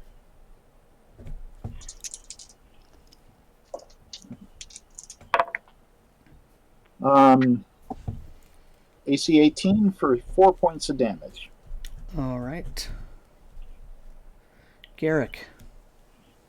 So, I can't reach it with my sword. I have a spear. Is that long enough for me to stab it? Probably. Okay. He looks at the sword, looks over his shoulder, drops that sword, pulls out the spear, and just starts stabbing. All right. Roll me an attack roll. Come here.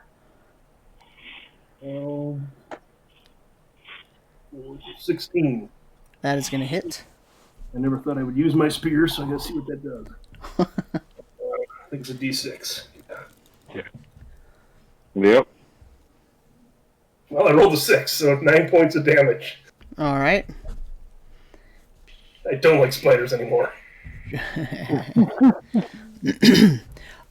So as you're looking up and you're slamming the spear up, the spear pierces the abdomen of the spider, and you're sort of wildly jamming the spear up into the spider, and its abdomen kind of opens up as you're sort of spearing it, and about 10 or 15 small spiders start swarming out of the abdomen of that creature that you just cut open. And the big spider, as these little spiders are all crawling out and fleeing, the big spider falls to the ground, it's kind of hanging off of the thread that it was still attached to. And there's still these sort of smaller versions of that spider crawling out of it. But that one is definitely dead. But now, there's about 25 other spiders in that room that are smaller and are not attacking you, but they are there. We got babies! Are they on the web? They are now all up on the webs crawling around. You could see them. They're big enough for you to see. They're sort of a plate size. They're about a foot in diameter. Meanwhile, number 3 here starts crawling towards everyone and is going to try to drop onto Gil's head and is going to try to bite Gil, and I rolled a 15 on the die. Does that hit Gil's AC? I think that misses, yeah. It misses, yeah? Yeah, it misses. Okay. Does that hit? It misses, yeah. Okay, so you happen to dodge out of the way, and now we roll initiative one more time. I rolled a 3. Come on, Alex. I rolled a 9. All right. So you all get to go. That spider number 3 is now actually on the ground in front of you. I'm erasing the ones, or making the ones that that are dead are now invisible to you. Do Spider we have number a 3 is lit on the ground. torch still? Lying on the ground? It's on the ground right by where Garek is. Trip is going to go retrieve the lit torch Mm-hmm. if it's still lit. Okay. And are the webs coming down the wall far enough that I can reach them and light them on fire underneath where the babies are? How tall are you? I am You're gnome, right? 3'5". Yeah. They're probably too tall for you. You can't reach them. We're a party with smalls. So, are the baby spiders an actual threat, or are they disappearing? You know, like They're a threat if they fall on you. Elgar, do you want a pet? so. That's a question for Samuel, though. Are they? Has Elgar had occasion to encounter enormous spiders in the past? No, Then Elgar has but I did hear no a idea. Garek. You heard a warning from Garek? Yeah. I mean, Elgar has no basis on which to decide whether those are a threat. They have run away, they're in the webs, but that doesn't mean they won't attack you if they get the chance. Let's put it that way. All right. All right. So Cool. can Trip change his action since he sees that he is not tall enough to reach the webs, or no? No, you can. All right. Since I already have my bow drawn, I'm going to dip a flame, an arrow, into the torchlight that's laying on the ground, Mm-hmm. and wait to see if it can catch an ember, and then shoot it in the arrows. Did you coat In the web. Did you coat your arrow with any kind of grease or anything? I did not. It is just wood. Okay. Your So arrow. I might have to sit there for a minute. Your arrow is not. It's if it catches on fire, it's going to take more than one round if you haven't done anything special to it. All right. That's what I'll be doing. Okay. Leanise, Gil, Elgar, Garek. Well, Leanise will pick up the torch and will try and light the web. She is 5'6". Okay.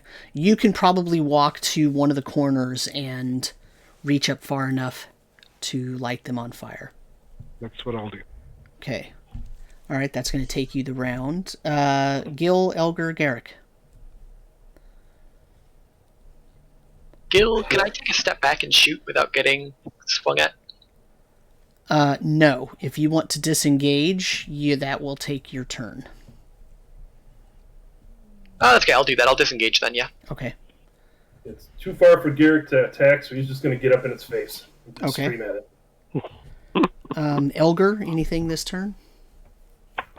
I still have my bow out, so I will take a shot, Okay.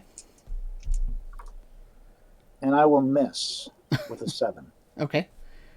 Initiative for this round. I rolled a 6. You didn't go that round.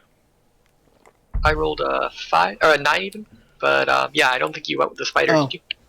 I guess I didn't because they went on the ground last round. Okay, so number 3 is going to attack Garek, and my luck has turned. That is a 6 on the die, so I'm pretty sure that misses. You notice that the smaller ones up above have stopped moving.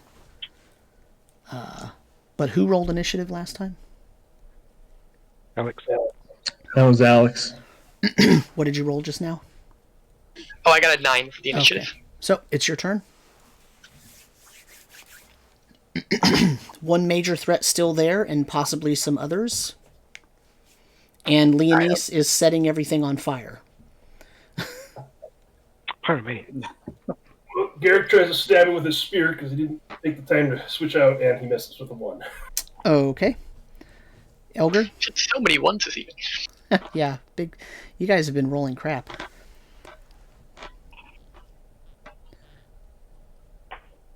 We got Elgar, Gil, Trip. Elgar will drop his bow and draw his sword to Okay. attack.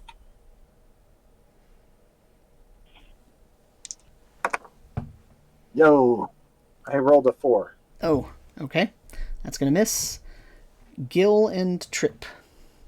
Gil will take a step over to get a clear shot and take a shot. Okay. Trip is going to go check on Burnie to make sure he's still breathing and slap him a couple times. Maybe pour a little water on his face, see if I can wake him up. Wash out the wound, maybe. Okay. And Burnie's over on the steps, right? Yeah, Burnie's over on the steps. Is Leanise, are the webs alight now? The webs are Leanise lighting up, yes. Okay, so Leanise doesn't have to hold the torch anymore? No. Okay. Then Gil with his shot got a 22 to hit, and or 23 to hit with Bless, and 4 points of damage. Okay, and that's going to kill it. So that one is now dead. So the question is, do you want to help along this fire that's now the webs are starting to catch? But you know, they burn, but then they sort of burn back and then it stops burning. Ah, okay. Then I will continue to kind of move along with the torch. What are my little friend spiders doing? You don't see them. All you know is that they're up there in the webs. But presumably, when the fire reaches them, they're probably going to either run away or they could attack. So Trip is going to. I'll be right back, guys. I'm going to go find something to help Burnie, and I'm going to run back outside to the edge of the forest to see if I can use my nature lore to find a plant that might help with paralysis. Would you like anyone to come along with you? It seemed pretty safe, but if you'd like to guard the door, there might be something out there that you can kill. Garek follows along, Ben. He's disappointed with no targets in here. Those guys with the bows, they got this handled. Let's go find some more fun. Give me 1 second. I'll get Burnie back over near the door.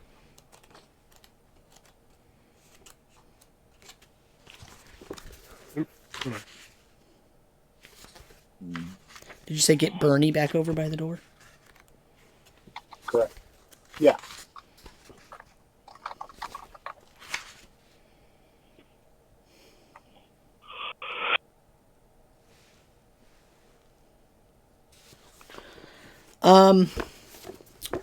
So I will let the Primal Druid attempt that, but it's going to be difficult. It's not going to be easy. So go ahead and make me a roll for your nature lore. So, Primal Druid may freely identify plants and animals with perfect accuracy in an environment they are familiar with. A successful wisdom check is required to use this ability. Is the bless? Oh, the bless doesn't count for that, does it? Correct. Only attack, right? So that is going to be a 14 on the dice. With the wisdom bonus is a 16 total. Primary. That's prime. Okay. You can find some herbs and plants that you might be able to make into some sort of a salve or poultice, but you'll probably have to heat that up and boil it and mush it together and all that. So that's going to take you, more than a few minutes. It's probably going to take you an hour. Okay. Yeah. I mean, as long as he's still paralyzed, I'll still work on it. I mean, we don't want to carry him. Yeah, he's still paralyzed. The question is, what is everybody else doing? Are you going to camp? Are you going to keep investigating? What are you going to do? We wait for Trip. The webs burn. If you're continuing to hold the fire to them, they are still burning. Okay. Yeah, I'll continue to hold. Okay. Garek wants to check the spider corpses to see if there's like fangs or anything that he can collect as a trophy. Nice. Retrieve his sword. What is it that you want to collect? Something to put like on a chain. Or leather necklace. Yeah, I mean, it'll take a few minutes to get those out, and I will need a dexterity siege check from you to make sure you don't accidentally poison yourself. Oh, I might actually pass this one. You say dexterity? Yes. I actually get a 20 non-prime. Okay. Hit or miss. Ones or 20s? You can spend several minutes, like maybe 15 per fang that you want to, that you want to pull out. I just want one. Okay. Well, the little Gnome dude there, Morning Strewn there, is doing his thing. Okay. Leanise, you're starting to I made a little campfire. Okay, outside. Is anybody outside with Trip? No, I came inside, Okay. grabbed a few pieces of wood, made a little campfire right at the base of the stairs. Okay. All right. Leanise, you're getting closer to the spiders. Okay. But the web's not kind of igniting and going? It's not. It burns and it burns back, and then it kind of goes out. It doesn't ever really turn into a sort of blazing inferno. But we now have a nice big hole. Can I see the spiders? Yeah, you can see them. They're all up in the corners, up over here. I'll draw it on here. They're sort of up here, sitting kind of in a little pocket of thick web. All right, I'll get closer to them. Keep on burning the web.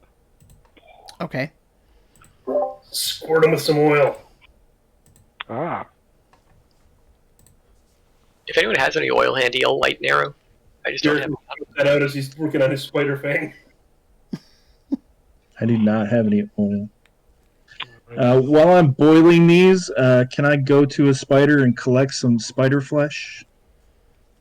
Yeah, you can go one of to my spell components. You can go to one of the downed spiders. Yes. I will collect some bits of flesh to dry out and use as a spell component. Okay. So does someone have oil? Are you going to try to douse the spiders in grease? Yeah, I don't have one. Garek doesn't have any oil. Yeah, I don't know if we have any oil to use. Darn. Yeah, I don't care. It was a good thought, though. Hey, Okay. once I can purchase a backpack, I'll have some. Had enough money to buy it, he just couldn't carry it because he's weak. This dude's strong. But the small backpack's like 95 gold, and you only get a max of 100. It's like, what? Yeah. Leanise, you feel as though if you get much closer to those spiders, they're probably going to swarm you. Like they're starting to sort of become more active now that the fire's moving a little closer. They're getting agitated. Got it. What's Elgar doing? All right, I'll back off. I'll go join the rest. Elgar is looking over Burnie. Just making sure nothing gets to him. Mm-hmm. Okay. So let's take a real quick 5-minute break, and I really mean a 5-minute break. I know sometimes we end up taking a 10-minute break. Let's take a 5-minute break because we're actually going to end around 10:30 anyway. So we're past the midpoint. So I do want to take a break, but I wanted to get mostly out of that combat. So what's happening right now is Leanise is kind of backing off. The majority of the webs on this half of the room that you're in have been burnt back, but you know that there's about 25 young spiders up there that have not attacked yet. Burnie is still paralyzed. Trip is making some sort of poultice to maybe help him. The rest of you are kind of standing guard. So let's take a break at that point, and we'll be back in about 5 minutes. Okay. Sounds good.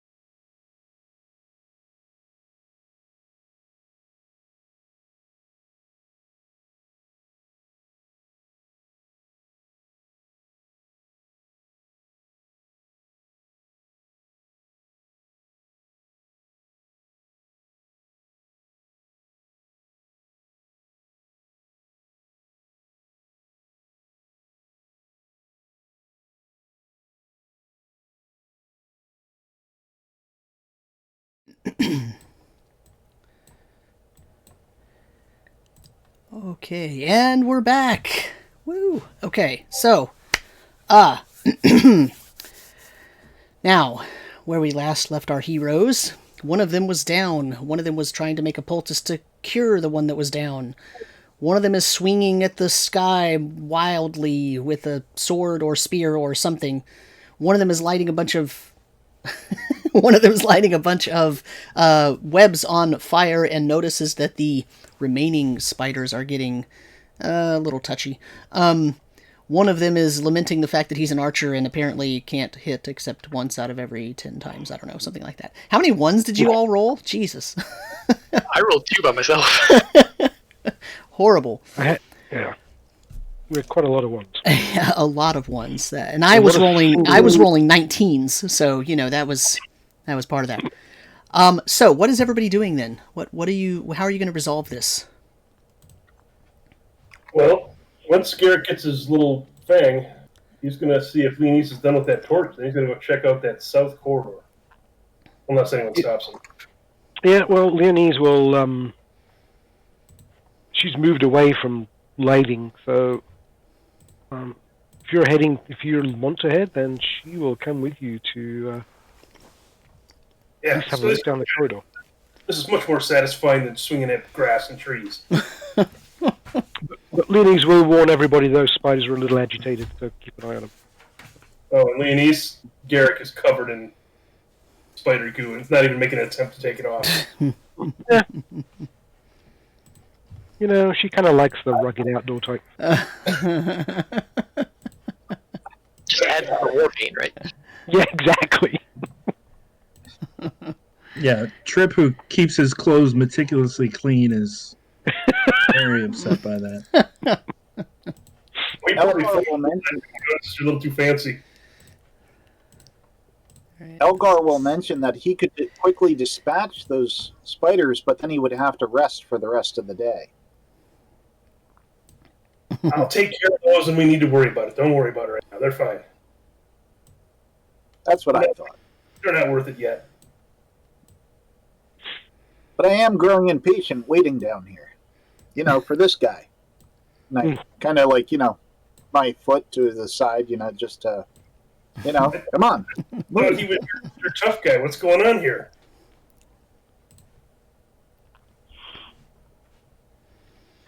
Room. So there's actually a door right here, but the door is open. So this right there is a door, but it's actually open so you can see into that room.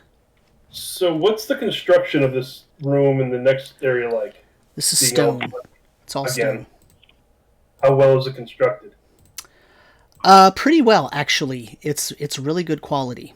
It's not Dwarven made, but it was built probably by someone who had some engineering knowledge, who knew what they were doing. Okay, and you said the door's open, right? The door is open. All right. And let me see, can you see anything? What you can see beyond it is what looks like, against this back wall, it looks like there is right here, a wooden human statue. And it's holding something in its hand, and then in front of it is a small carpet.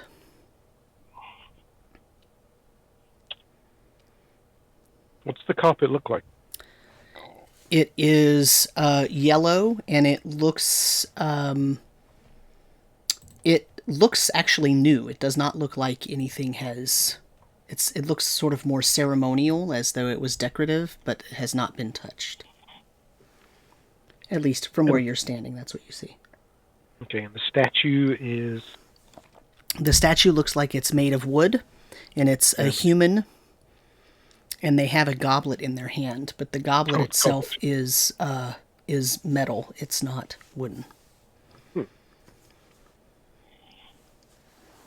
Leanise will step to the doorway. What do you think? In the room. Should we go in, or we should check the other areas first? See how the group's ready. How about we have a check of the walls around. I suggest we go around the walls and not straight across at this point. Oh, Actually, yeah. you're a Excellent. dwarf. You're a dwarf, right? Yeah, dwarves, you know. I'm definitely a dwarf. I'm a dwarf's dwarf. Dwarf's dwarf. So Leanise will be checking the walls and as she kind of walks around. The idea. And Garek will do the same on the other side. To about here. She doesn't want to get too close to the statue at this point. So you want to roll me a wisdom check?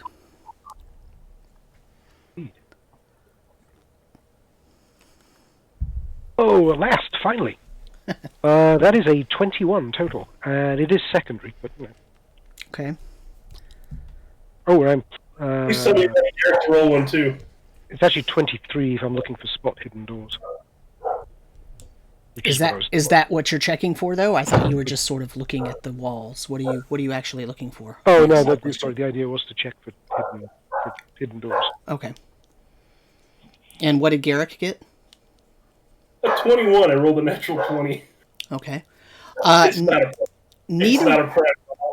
Neither one of you see any secret doors, but Leanise, before you get to where you are standing right now, you do see that behind the statue, where there's a spot where two sort of large bricks or blocks meet. There is a small hole, probably about maybe a 3/4 of an inch in diameter, on either side of the statue behind them in the wall next to their head. Oh, interesting. So she'll call out to Garek. It's like, well, either it's an opening, something to open, or it's a trap, and something comes flying out. What do you say? I see a couple of holes on either side of the head of the statue in the wall. Do they look like they come straight out, or do they look like there's an angle on the holes? I'm not sure from here. How high are the holes at? You said it was like head height?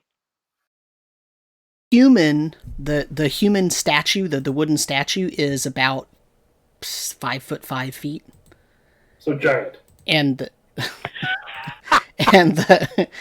the holes are next to its head. Could it shoot something out, or could it be gassy? I'd hate to get gassed. Have you ever been with a dwarf at dinner time in a dwarven family? So let's put the pause on that real quick. What's everyone else doing? We just disappeared. Yeah. Leanise and Garek went to the room to the south, went through a door. What are Elgar, Gil, and Trip doing? I know Trip is working on making a poultice for Burnie. Trip is making the poultice. Okay. What's Gil Gil will doing? stand by this far passageway here on the west and just keep an ear out. He might peer down. He's got a little bit of dark vision because he's a halfling, so he'll like kind of peer down a little bit, but not too far in. Yeah. So similarly to the the south exit down there is a 10-foot passageway with a door in it, but the door in this case is closed. So I can sketch that in real quick if you want me to.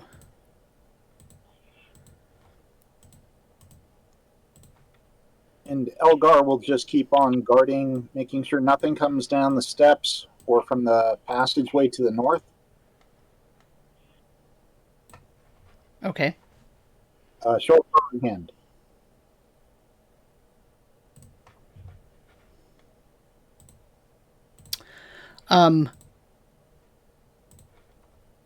Trip, you feel like you've probably soaked those things and cooked those things as much as you can. It's been about 15 or 20 minutes, and so you'll probably spend the next 10 minutes sort of prepping those and trying to mix them in the right amounts and all that kind of stuff. I'm assuming you have a mortar and pestle with you to be able to crunch up some stuff and make some kind of gooey stuff. As a matter of fact, I don't, but I have a magic stone in the ground. Okay. So, all right. That sounds good. Okay. So let's go back to the southern room then. What are Leanise and Garek doing? So your name's Leanise, right? Yeah.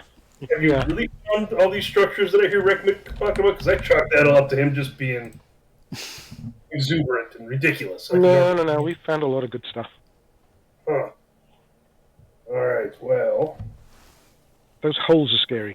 And actually, you you've got a big long stick, don't you? A big pole thing there. no, I have my staff. So I guess for you that would be a. Yeah, you guys, you're all you tall people. Why don't you poke it with that, or maybe poke the rug, and we'll stand back. Yeah, I was going to say, Leanise was thinking the rug might be the trap center, so she will stand off to the side, kind of where she is, and as far away as she can get, and reach forward with her staff. And Garek will lay that flat on the ground. And she will poke at the rug, try and move it. Okay. And Garek will take his spear on the other side and put the spear tip underneath the rug, almost like to try and help him flip it up. Help her flip it up. I will need a dexterity saving throw from both of you.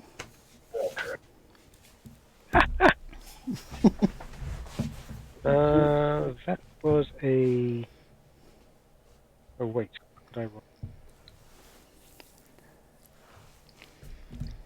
17 was a 6, so I failed regardless.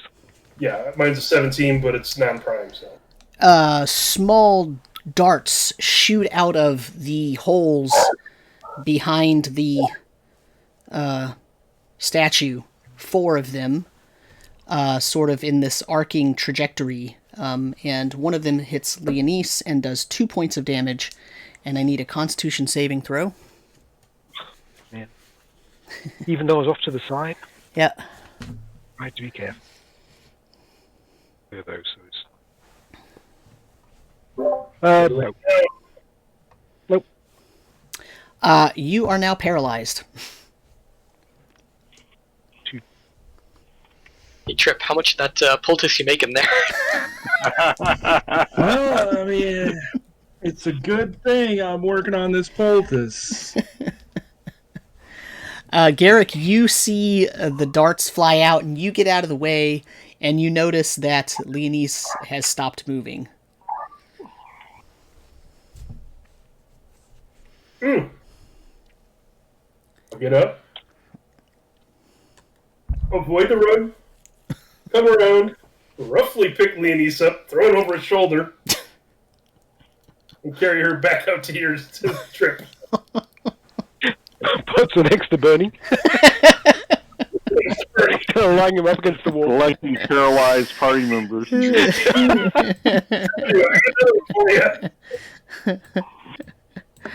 All right. So when Garek comes back out with Leanise tossed over his shoulder, Trip's going to be like, "What happened? Are there more spiders in there?" No. She was just a little clumsy. She doesn't have dwarven agility. The tall ones, they just kind of traps and everything. I don't know. It seems like it's their nature. So, she cut her. she has a dart sticking out of her. Oh yeah, I didn't even bother taking the dart out. See, it's right here. What, in the shoulder or something? Yeah. Yeah. I'll take the dart out. In case Trip needed to taste it and make sure what it was, I figured I'd just leave it in there. I'll carefully pull the dart out and put a bandage on top. Okay. All right. Are the rest of you going to explore more, or are you going to wait for Trip to finish the poultice? I was planning on waiting for the poultice, I think. Yeah. Okay. Is Gil still over by that other opening? Yep. Yeah, I mean, now that Leanise is down, you can take Gil and check out one of the other doors. Check it out. What do you got here? Come back with another one. I'm gonna need a bigger sled. Okay. Are you going to open that door then? So Gil, what do you think? Should we try it? Do you know how to check for traps or anything? No, and after seeing what happened with Leanise, I think We should wait for everyone to it. It wasn't the door. What is there, like a handle, or is there, what is there? It's a door with a handle, yeah. Is it? Sorry, quick one. Was the bandage applied to me? I'm sorry. Yeah. It'll heal for 3 points. Oh, 3. Oh, back up. Okay. Does it open in or out? Towards us or away from us? Towards you. Okay. I will stand with the door and try and open it. Okay, it opens with no problem. Okay. And beyond it, you see another room that is similar to that lower room. It looks kind of like this.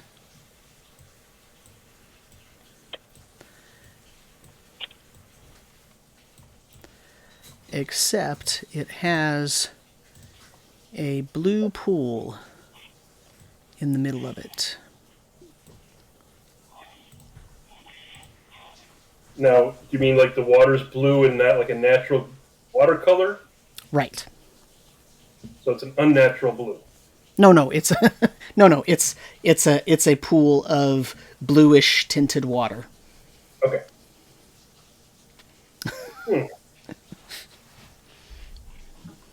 Is there any edges to it, or is it just like a sunken hole in the middle? It has a lip that's about maybe an inch above the floor of the room that goes all the way around. Is that lip made out of rock? Yes. So like mortar, or is it just plain stone, fitted stone?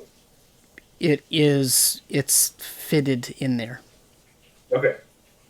What do you think, Gil? Should we check it out, or should we go check out the other hallway? Yeah, we might as well check it out. We've opened the door now. Let's take a look. Here we go again. I opted for safety. All right. Win! At what point would you opt for safety? Very loose definition of safety, but sure. I mean, he did put himself on the floor, to be fair. So while this is happening, Trip, your poultice is done, so you can start applying it to Leanise and Burnie. All right. I will apply it to both of them. If there's enough. Yeah, so, make me a wisdom siege check, please.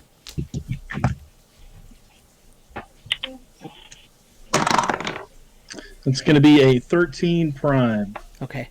Yeah, you made enough that it'll actually treat both of them. So you can apply it liberally to their wounds. I will do so. Okay.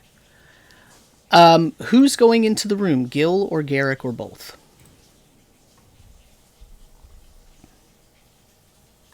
You'll kind of take a look at Garek and I'll go around the north side if you want to go around the south. And Garek definitely lets Gil go in first. What happened to Leanise? He'll sneak in and just kind of watch what Gil does. So both of you give me a wisdom siege check, please. Oh, God. I believe I got a 15 non-prime. I got an 11 non-prime. Okay. Neither one of you notice anything strange or odd about the walls at all. You don't find any secret doors. If you happen to look in the pool, it looks about 10 feet deep, but it's very clear, and you can see several gems at the bottom of it. Ooh, that wouldn't be a trap. Yeah, you swim? I do, but this looks a little suspicious to me. If you want to go, I'll happily tie a rope around you. But... I don't like water. All right, well, let's see if we can convince one of the others. That I can get behind. Burnie, as Trip is applying the poultice, almost immediately you start getting feeling back, starting with the point where he's applying the poultice and spreading out from that, and you're getting that horrible pins and needles feeling, but it's pretty quick. But it's a strange thing because to you it feels like no time has passed. It's almost as if you were sleeping. Okay. You know that you were paralyzed, but you were paralyzed long enough that you almost went into an odd, almost fugue. How do you pronounce that? Fugue state, right? Where you're kind of out of it a little bit, but there, but not really there. Yeah, fugue state. Yeah. Okay. But it feels like it's almost like you had a good nap, to be honest.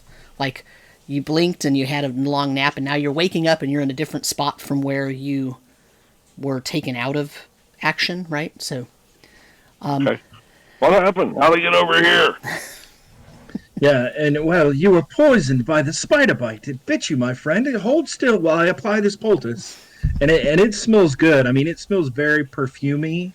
You know, kind of a what is it, like a chamomile kind of scent, whatever that is. Mm-hmm. You know, so they're feeling really good. And they have little gnome hands. I'm giving them a little massage, applying the poultice. I presume you mean chamomile? Yeah, is that what it is? Yeah. Creepy about that. What?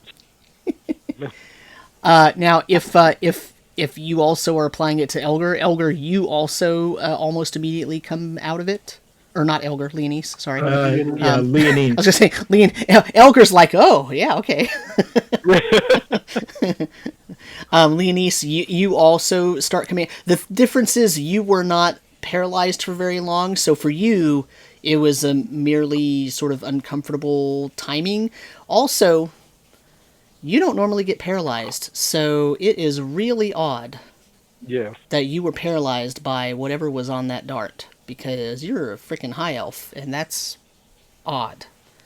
So that actually gives you some thoughts that I'm going to type to you in Discord in private, and then you can do with them what you want. Otherwise, what is everybody else doing? Now that Burnie's back in the action, Burnie, what are you doing? Okay. Get up, shake it off. Okay, what do we got going? What's happening?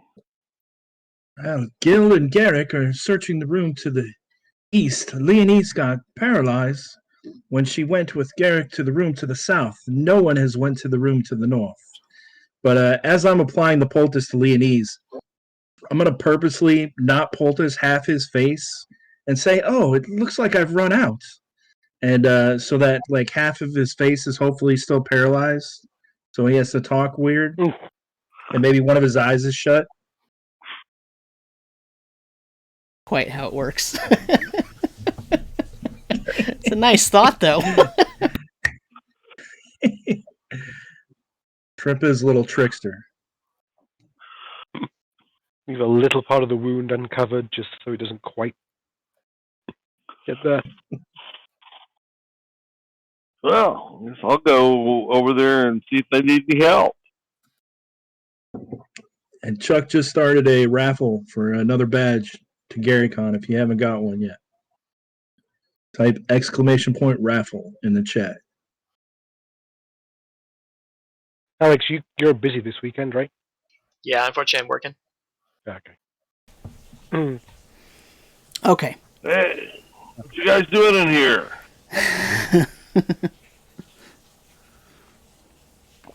They're looking at a bunch of gems in the bottom of a nice swimming pool. That all depends on if Alex takes me up on my proposition to him first.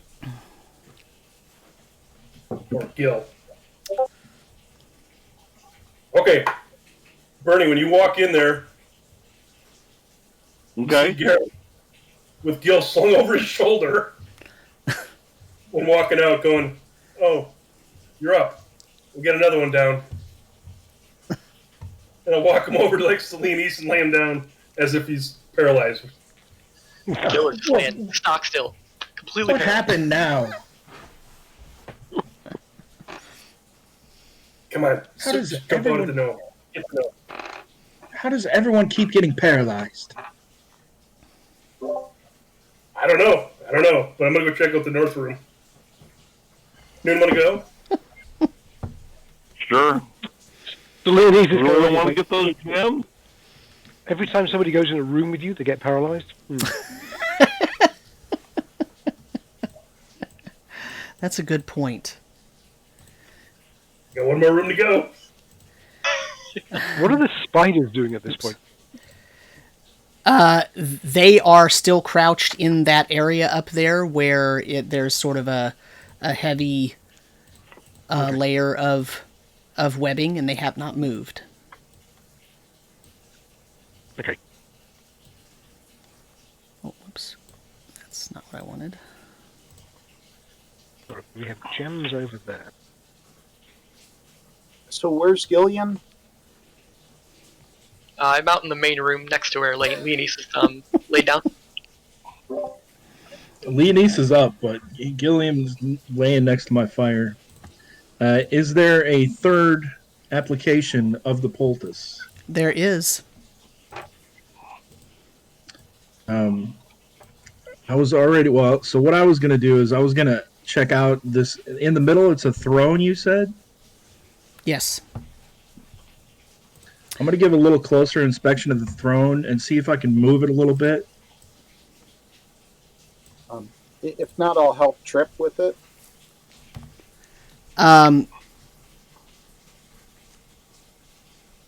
You're trying to topple it over or move it, or what do you? What's No. your intent? I'm just trying to see if it'll. Yeah, I'm just trying to see if it'll slide against the ground. Maybe something's hidden underneath. I just want to give it a closer inspection, see if there's any etchings or compartments hidden on it. It's actually pretty plain. It has an etching on the front of it, under where the seat, would come down. In between what would be the two front legs, it's just a flat panel, and it has a sort of it looks like a human male figure just standing there, almost like the Leonardo da Vinci image of the man in the circle, right? I forget what the name of that is, but you know what I'm talking about. It's almost like that. Yeah. And that's the only markings on it. And is it facing the east, or? It's facing the door you came into, where that big arrow is on the map. I'm going to try to sit in it just to see if anything happens. Okay. You sit in it. Nothing happens. All right, I'm going to go apply poultice to Gil. Right before you actually apply the poultice, Gil will kind of jump out and go, "Boo!" and then start laughing to himself and wander over to the front door. Or the north corridor. Yeah, I need to make a reflex. I need to make a reflex check. Make a dexterity saving throw. Yeah, make a dexterity saving throw. I got an 11. Is that prime? You're not dex prime, right? It is secondary. Okay. No, it's secondary. Roll me an attack roll.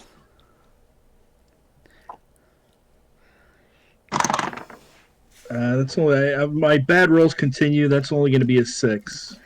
As that happened, it scared you ever so slightly, and you responded by punching out and almost punching Gil in the nose.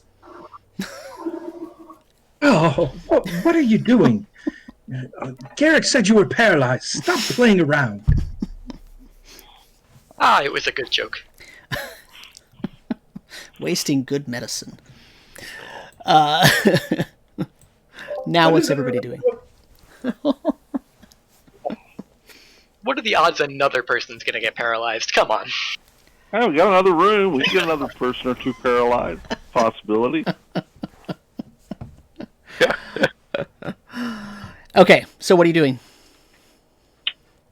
Oh, you know what? I didn't draw a door here, but there's actually a door here. But it, like the other side, it's open. So there's actually a door here. But it's open. So Leanise is like, mind the carpet. Okay. I wanted Trip to go try it out. There's a carpet in this one too. I'm assuming that's what. I want to know if it's only cold. So the orange thing there is a wooden statue of a human, and the carpet is very similar to the carpet that was in the room on the other side. This room, however, is round, despite my poor drawing. It's actually round, whereas the room to the south was this sort of, octagonal shaped Okay. So Is now there anything on the ceiling or noticeable about the walls? And is there anything distinguishing about the carpet?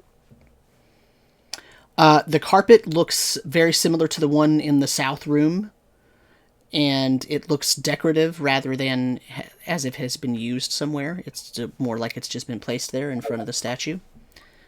Leanise will do, now she knows what she's looking for, will wander carefully around the room to the statue, Okay. looking Until until she finds some kind of holes. I'll So- counter her Hold on the other side. on. Wait up. As Leanise gets about here and Burnie is walking next to her, a booming voice. I don't want to say yells. It's not really yelling. It's just a very, very loud voice, and it sounds like it's coming from the statue, but it sort of echoes out through all the rooms of this little tomb, and it says, "Believe not in false gods. The power of your ancestors is enough." Believe not in false gods. The power of your ancestors is enough. Okay, I'd go with that. And that's it. It says it twice and then it stops. Mhm.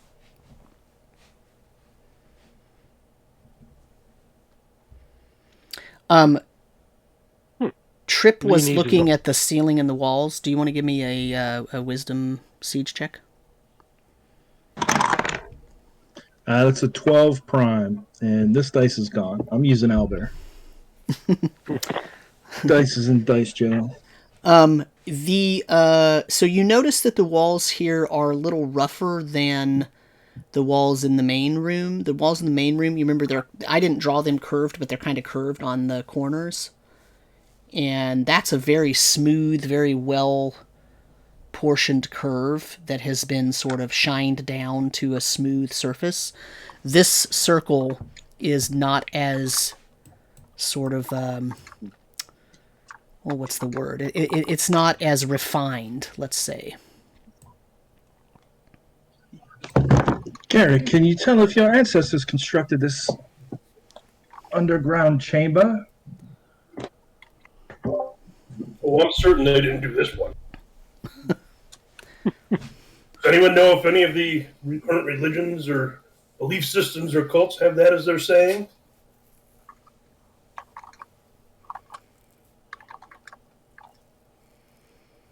Leanise has no clue, but she doesn't disagree with it.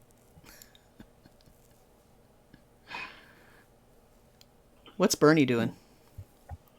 I'm just kind of standing there looking around and listening to the conversation, kind of checking things out in case there's anything of note or anything might be a secret passage, anything might be a...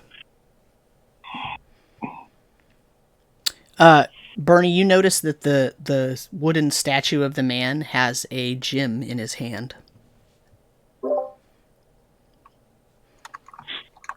Is the You statue said you found gems in the other room.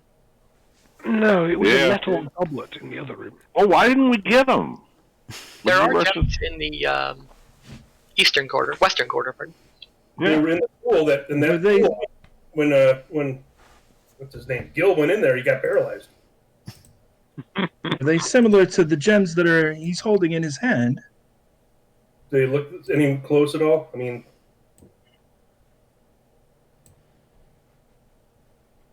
Say it. Do they Yeah, look close to what? does it look like any one of the gems that was in the bottom of the pool?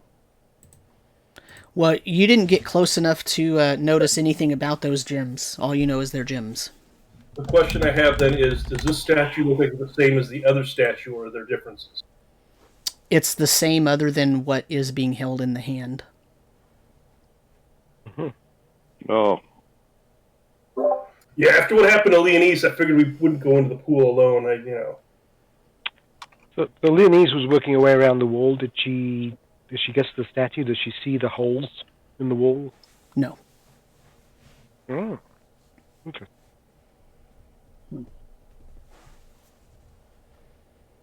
Hey, Garek, there are no holes here.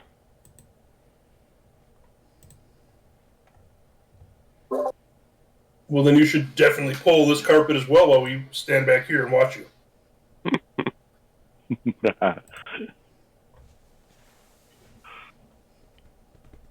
Actually, Leanise will. I will toss. Sorry. I will toss a non-magical stone now that the magic is worn off onto the carpet to see if anything happens. Nothing happens.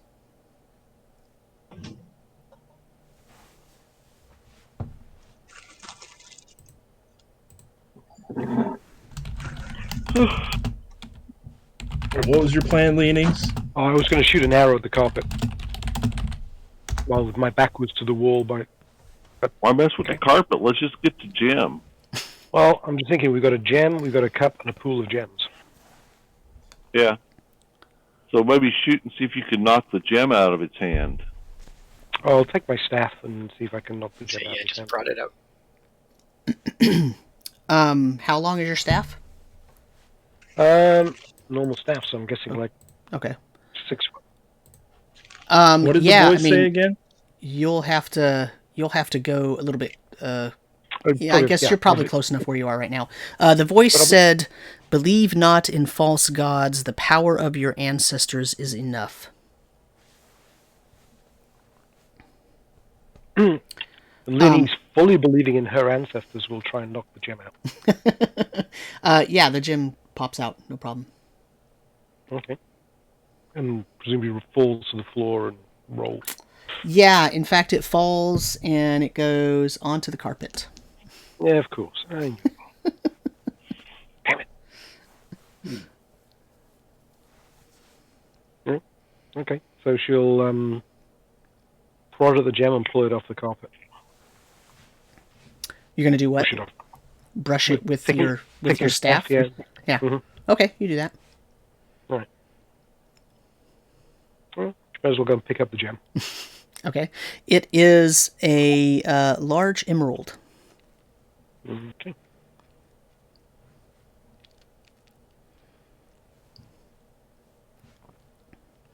As you pick it up, the voice booms out again. And then a book appears on the carpet. Oh. The boy, and it says the same thing. Same thing? Yes, it says, "Believe not in false gods. The power of your ancestors is enough." Well, that means whoever holds the gem can go in the pool and get the others. Doesn't necessarily disagree with that thought, but you know. Yeah. It says You a just large- said you had faith in your ancestors, Leanise. You got that one quite easily. Mhm. Well, Gil walks in the other room. He doesn't know why everyone's being so finicky about the carpet, so he'll just kind of walk in and grab the book. Okay. You pick up the book. It is a smallish book. It's very thick, but it's only about 4 inches wide and about 5 inches tall, but it's very thick. You estimate it probably has 100 sort of parchment pages in it, so it's pretty thick for the time. And on the cover, it says the folk tales of the Enochians. I'll kind of pass it around and say, does anyone know anything about the Enochians? Would any of us know? That's a good question. You can roll me an intelligence check.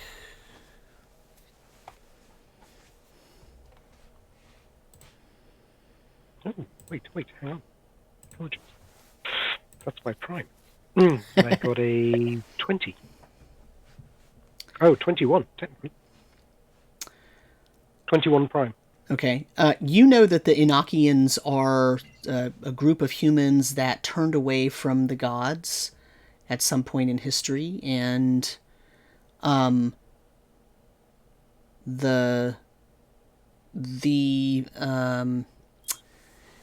deep history of that is that the Enochians fully believe in the power of their ancestors, but other groups of people, probably including the elves, know or suspect that the events that caused the Enochians to turn against the gods were because of some trickster gods. Either Narrheit or Orndol, or maybe some combination of everything. You're not really sure, because, the elves actually don't really care about the humans. But you have heard it because that's an entire group of people throughout history in Aihrde that do not actually worship the gods in the same way that the other groups of humans do. All right. So I will explain to everybody my knowledge with a little scorn, because they are human. Oh, these folk tales again, Yeah. If only I could talk and type it. Yes.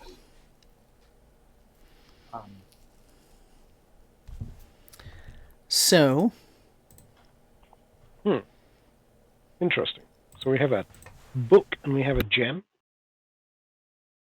Well, let's go get the other 3 gems. Hey, there are more gems. More gems to the west. You want to go get those?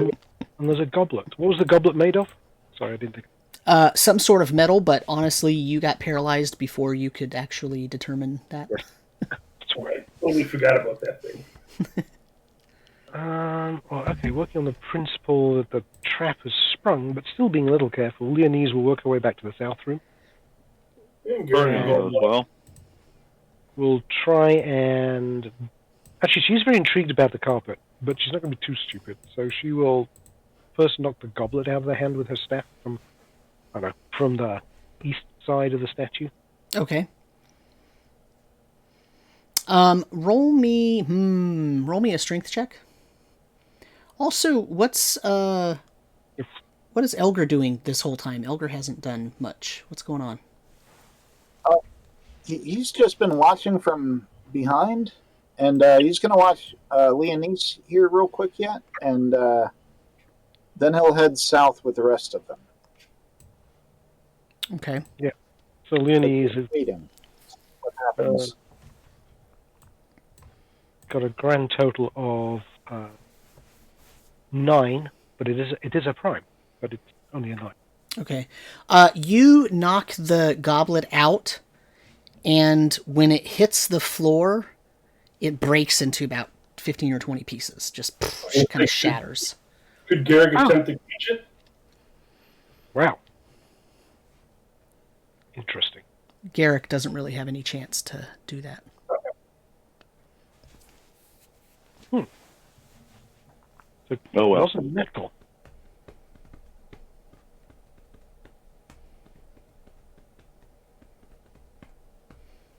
It looks like Gil and Trip went to this western room, and I'll kind of turn to Trip and be like, "Oh, you're a druid, right? You'll be fine with water. Do you want me to tie a rope around you and see if you can grab those gems?" Water's Why would we go in the water? Why would we go in the water when we can just take the gems out? The first thing I'm going to do is throw a non-magical stone, because the magic wore off, in the water, just to see if it's normal water. He's real sore about that magic wearing off. bringing it up every now and then. A non-magical stone, right? That messed up my plan, man. I was planning on having an arsenal of magic stones. I was going to be invincible. Oh, dude. So there's just for the audience, there's actually a ruling in the Castle Keeper's Guide that specifically speaks to the magic stone spell that says the stones only last for 1 minute per level of a caster, and so if he was 9th level, they would last 9 minutes, but because he's 1st level, they last 1 minute. So that is kind of painful. So what's going on here? So Leanise knocked the goblet out and it shattered. And meanwhile, Gil and Trip, everybody else is also down in the south room except Gil and Trip, who are now looking at the water. What's Burnie doing? Burnie was paralyzed for a long time, so I want to make sure that Burnie gets some action in here. Oh, I'm fine. I'm down there watching this. I saw that goblet shatter. It was supposed to be metal, and kind of scratched my head. Mm-hmm. Great. Okay, well, let's go get those gems. Screw this goblet. We don't need that. Okay, what are Gil and Trip doing? The first thing I'm going to do is toss a stone in the water to see if there's any kind of acidic effect, or if it even goes in the water. It does. Goes right in, sinks down to the bottom. Well, why would we go in? Do you have anything like a grappling hook or something we can attach to a rope and just dredge the bottom and pull the gems to us? A grappling hook, don't know that'll work. I don't think I have anything that'll work with that. When the rock went in the water, can I see the rock in the water now? Yeah, it went down and it landed between a couple of gems that look to be sort of a light bluish color. Well, I'll pull off my backpack and get you a grappling hook. Yeah, so I mean, I'll just hook up a grappling hook to the water and just try to drag one of the gems out with the hook. See if I can hook it. Okay. In between the hook and in between a prong, and just kind of pull it. Mm-hmm. So you throw the grappling hook down there, and as you're trying to sort of fish the gem to get it closer to the side so you can kind of pull it up, a big claw comes out, sweeps into the pool, and cuts the rope. So now the head of the grappling hook is down there, and the claw retracts. Is it a mechanical claw or a water claw, or? It looks like the claw of a big crab. Aha. And that's why we don't go in the water. Came out. Yeah, right. But it kind of came out the wall of the pool, I guess. Yeah, kind of the bottom. The bottom, it turns out, it's almost like an optical illusion, but you can't see any breaks between the edges of the pool and the floor. But apparently there are, because the crab claw swept out and cut the rope and pulled back in. And so here's the thing: we're going to finish this up because we're going to do our sort of a wrap up discussion here. So the question is, do you actually want to tangle with this crab right now?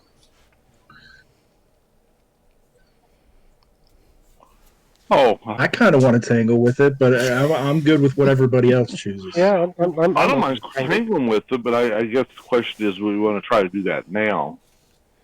That's going to push it time-wise. I'm good with it. It's going to require some tactics.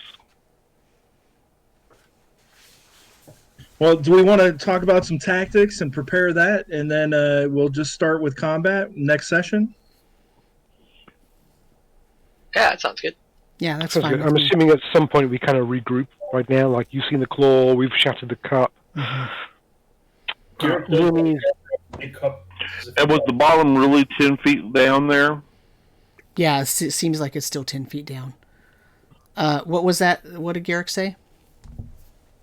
He wanted to try and gather up the pieces that broke so he can kind of examine them and look at it and see if it's metal or what it is. Okay, you can do that. And Leanise was going to examine... Garek, can your brother fix that?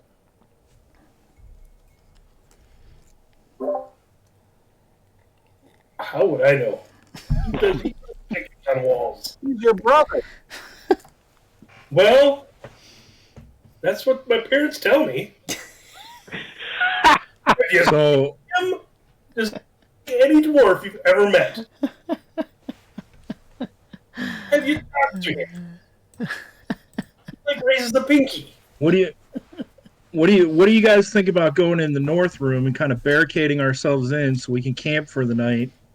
That way our divine knight can get his mana back, and I can get my spells back. And then we can work on a plan to try to get this crab out. I think if we maybe use one of the spider bodies, and I don't know if we have another grappling hook, but maybe we could fish it. Yeah, we gotta be careful. It doesn't just cut the rope again. Just like cut the Yeah. rope. Or if we could get something long enough to jab down it and drop something in there that it would want, and then stab its arm when it came out to grab it. Which could be a spider body. What if we drop all 3 spider bodies in there, and it thinks it's got to come out and protect its home, comes out and attacks them, and then we just all stab it from above? No, I'm all for that, except it's underwater, so, well... And it's 10 feet down. That's a ways to be stabbed. That's going to be that's going to be tough to stab, that's the problem. We almost kind of need to entice it out a little bit. Yeah. Or like I said, we need to make some long staves or something, because it's 10 feet down there. We don't have any weapons that long. Well, we got a whole forest right outside the door. We Yes, could go we do. make 15-foot spears. Yep, we sure could. Mm-hmm. There you go. That sounds like a plan. Yep. So we could spend some time, create some long spears, drop some spiders down there to bring it out and try and stab it. Yeah.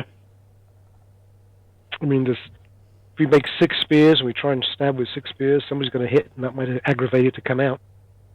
Yeah. Or at least stop it from going back in, yeah. Mm-hmm. Or go fishing with baby spiders. That's another thing we could do. Yeah, I don't know if I want to release like 20-plus baby spiders. Yeah. I mean, if you could find a way to like incinerate them all, that would be great. Aren't you? Maybe you just sell like a nice big bonfire under the web and light that.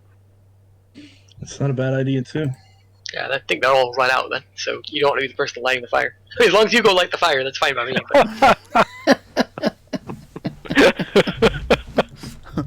Okay, so I think we've got sort of at least a preliminary plan for what you're going to do. You're going to try to decide what to do, how to lure that crab out of its hiding spot or something, and then you're gonna. So we are going to go and spend some time. Right. Make some big long spears. Yeah. From the wood. Between us, we can probably do that. Yep.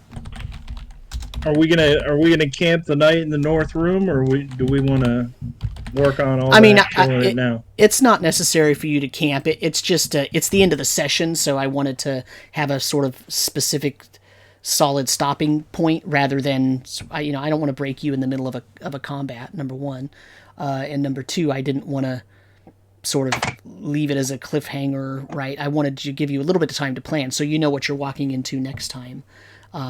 You've got plenty of time to go outside and build whatever kind of fishing poles or whatever thing that you want to build. Okay. But it's not you. I mean, you just came out here. It's only been, a few hours of traveling and then time in this tomb. So it's not like you're ready to take a long rest or anything like that. You're not going to have to sleep all night in this tomb. I mean, you could if you want to. I'm not sure I would recommend it. It's like early afternoon or something. Mm-hmm. Yeah. Okay. Yeah. So, I wanted to do a little roundup with a couple of different topics. The first one is, we now have an Oraalau in the party, which is from the Player's Guide to Aihrde. We have also an archer, a primal druid, and a divine knight, and a skald. And all 4 of those characters are from the Adventurer's Backpack. And so I guess what I wanted to ask was, since the archer, the divine knight, the primal druid, and the skald are... We kind of talked about the Oraalau last time, or a couple of episodes ago.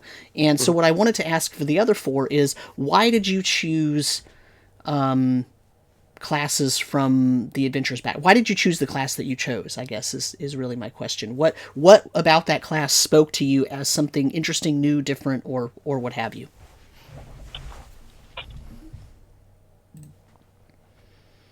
I guess I'll go first. So I was thinking about doing a Skald too, so I looked at all the classes in the regular player's handbook, and I was like, well, I've kind of already played all these. I know the ins and outs. I want to explore something new. I didn't know anything about, the Divine Knight or the Forsworn or the Ethereal Knight, any of the ones in the Adventurer's Backpack. So I was looking through them, and I was thinking about a Skald here, but I knew Reckman wanted a Skald, so I was like, all right, we'll pass on that. And I was like, I like spellcasters, I like druids, I like coming up with inventive ways to use spells that people haven't thought of before. So I was like, all right, I'm gonna think about the Primal Druid. It was either that or like the Arcane Thief. But I like little gnome characters too. I like trying to do a little funny voice. So it just kind of all fleshed out. So the Primal Druid, his attachment to nature, coming with a gnome class, just kind of made sense. Okay. In my mind, at least. Mm-hmm. I went with the Divine Knight for just a little bit of flexibility with casting of spells. Just being the only, how do I say, healer or spellcaster in the prior one where, being the cleric, this is a cleric with a lot more flexibility.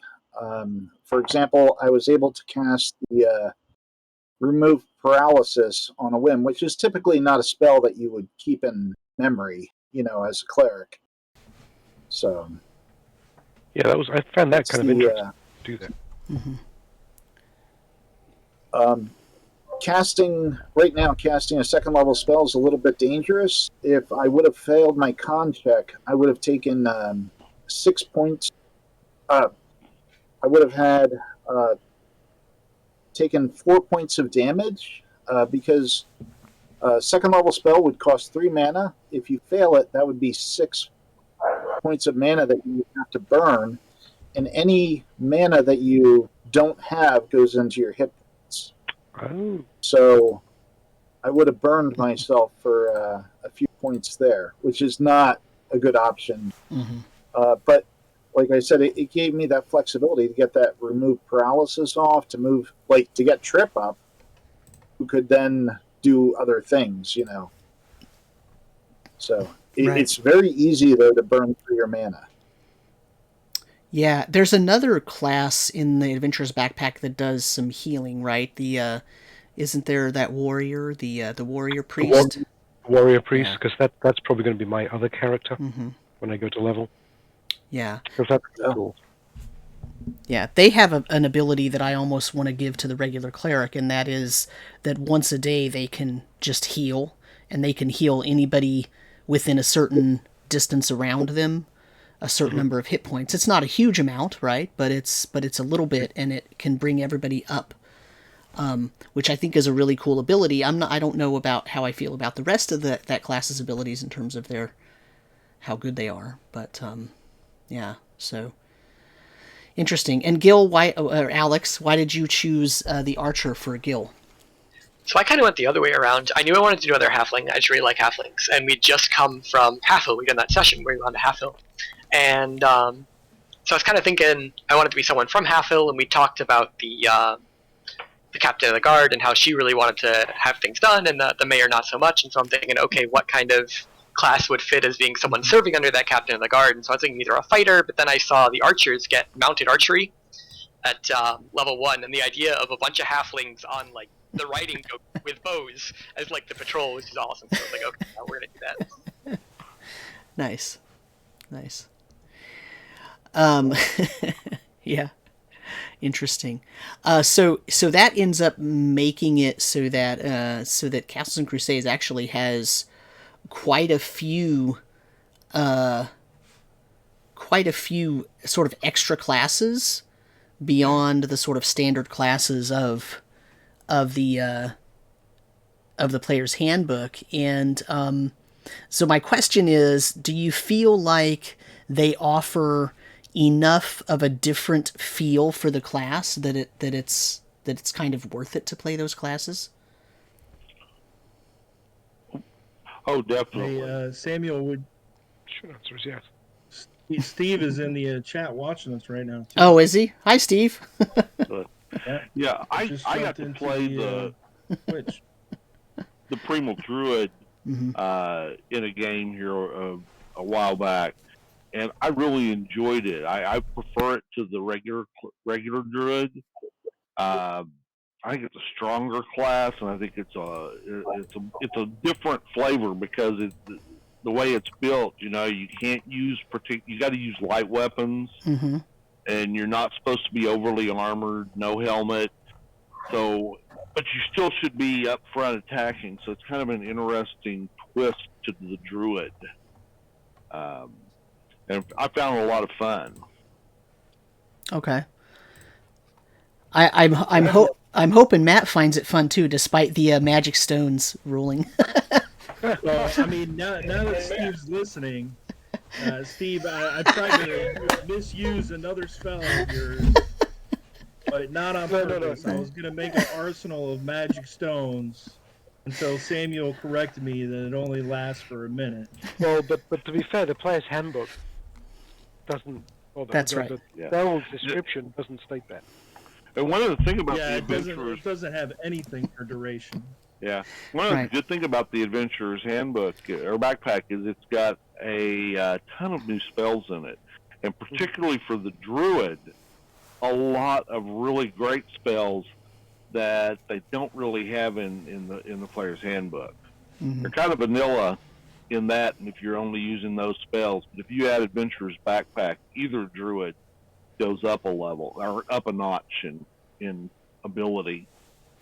Yeah, I think the Adventurer's Backpack did open up a lot of stuff. It's kind of nice. To be fair, I love the original stuff, so this departure from the standard classes kind of smacks a little bit more of 5e, but there are fun twists on them. That's what I like about it. Yeah, definitely. And Matt, if you wanted to be a Skald, you could have been a Skald. I wasn't settled on it, or we could have had two of them. You could have two of them.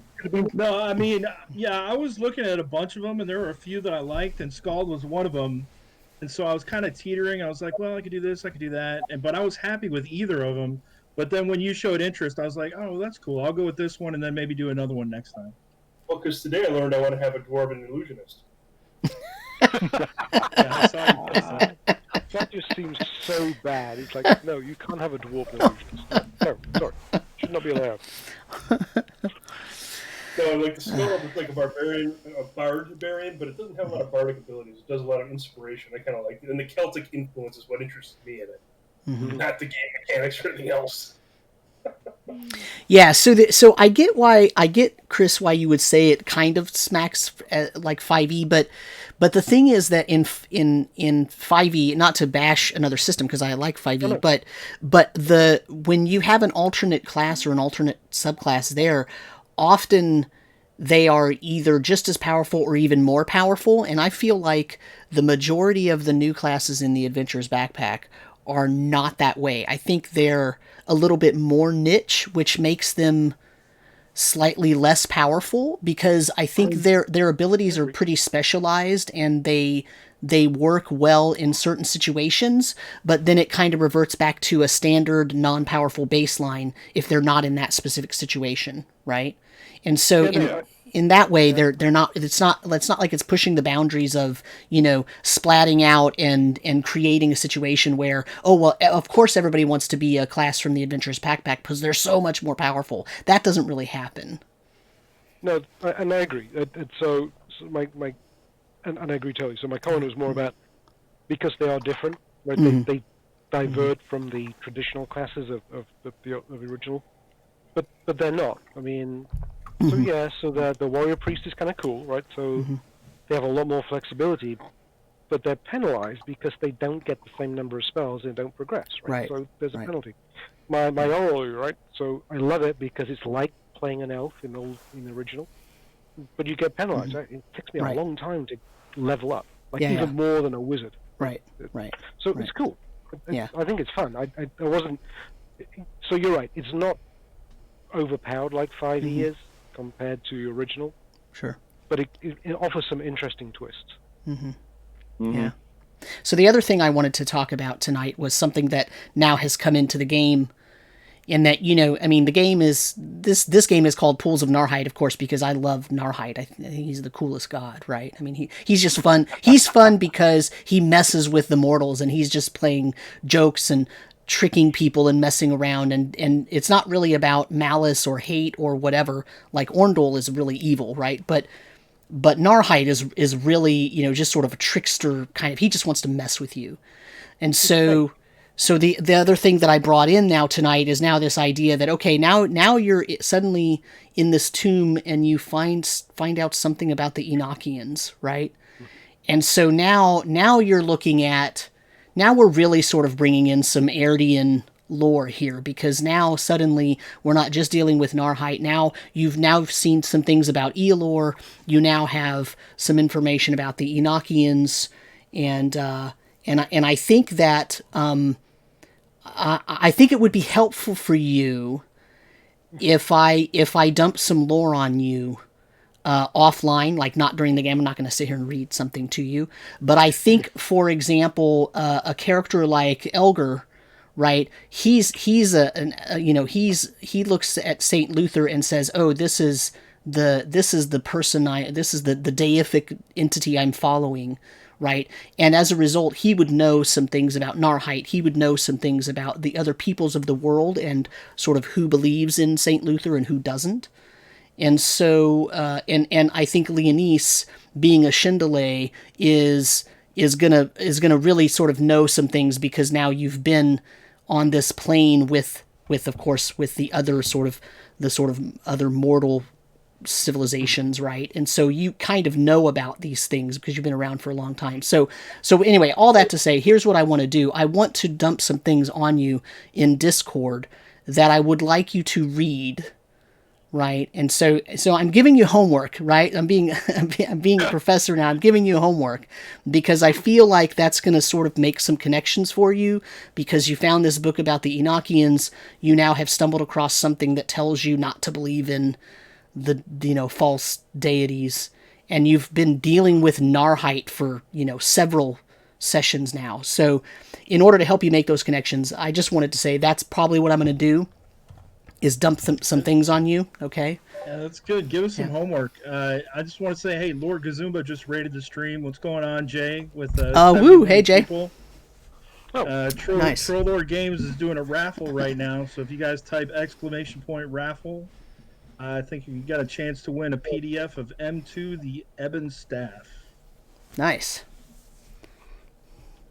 So, Samuel, I was going to say thanks for actually pointing out what we have to read, because I was thinking I've got to go and read the whole of the books on the site. Yeah. To find this out.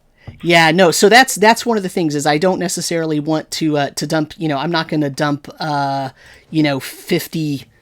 50 pages of text on you. I'm going to give you some sort of specific pointed passages that you should read, not because I'm really want to give you homework, but because I think your characters would know some of these things, right?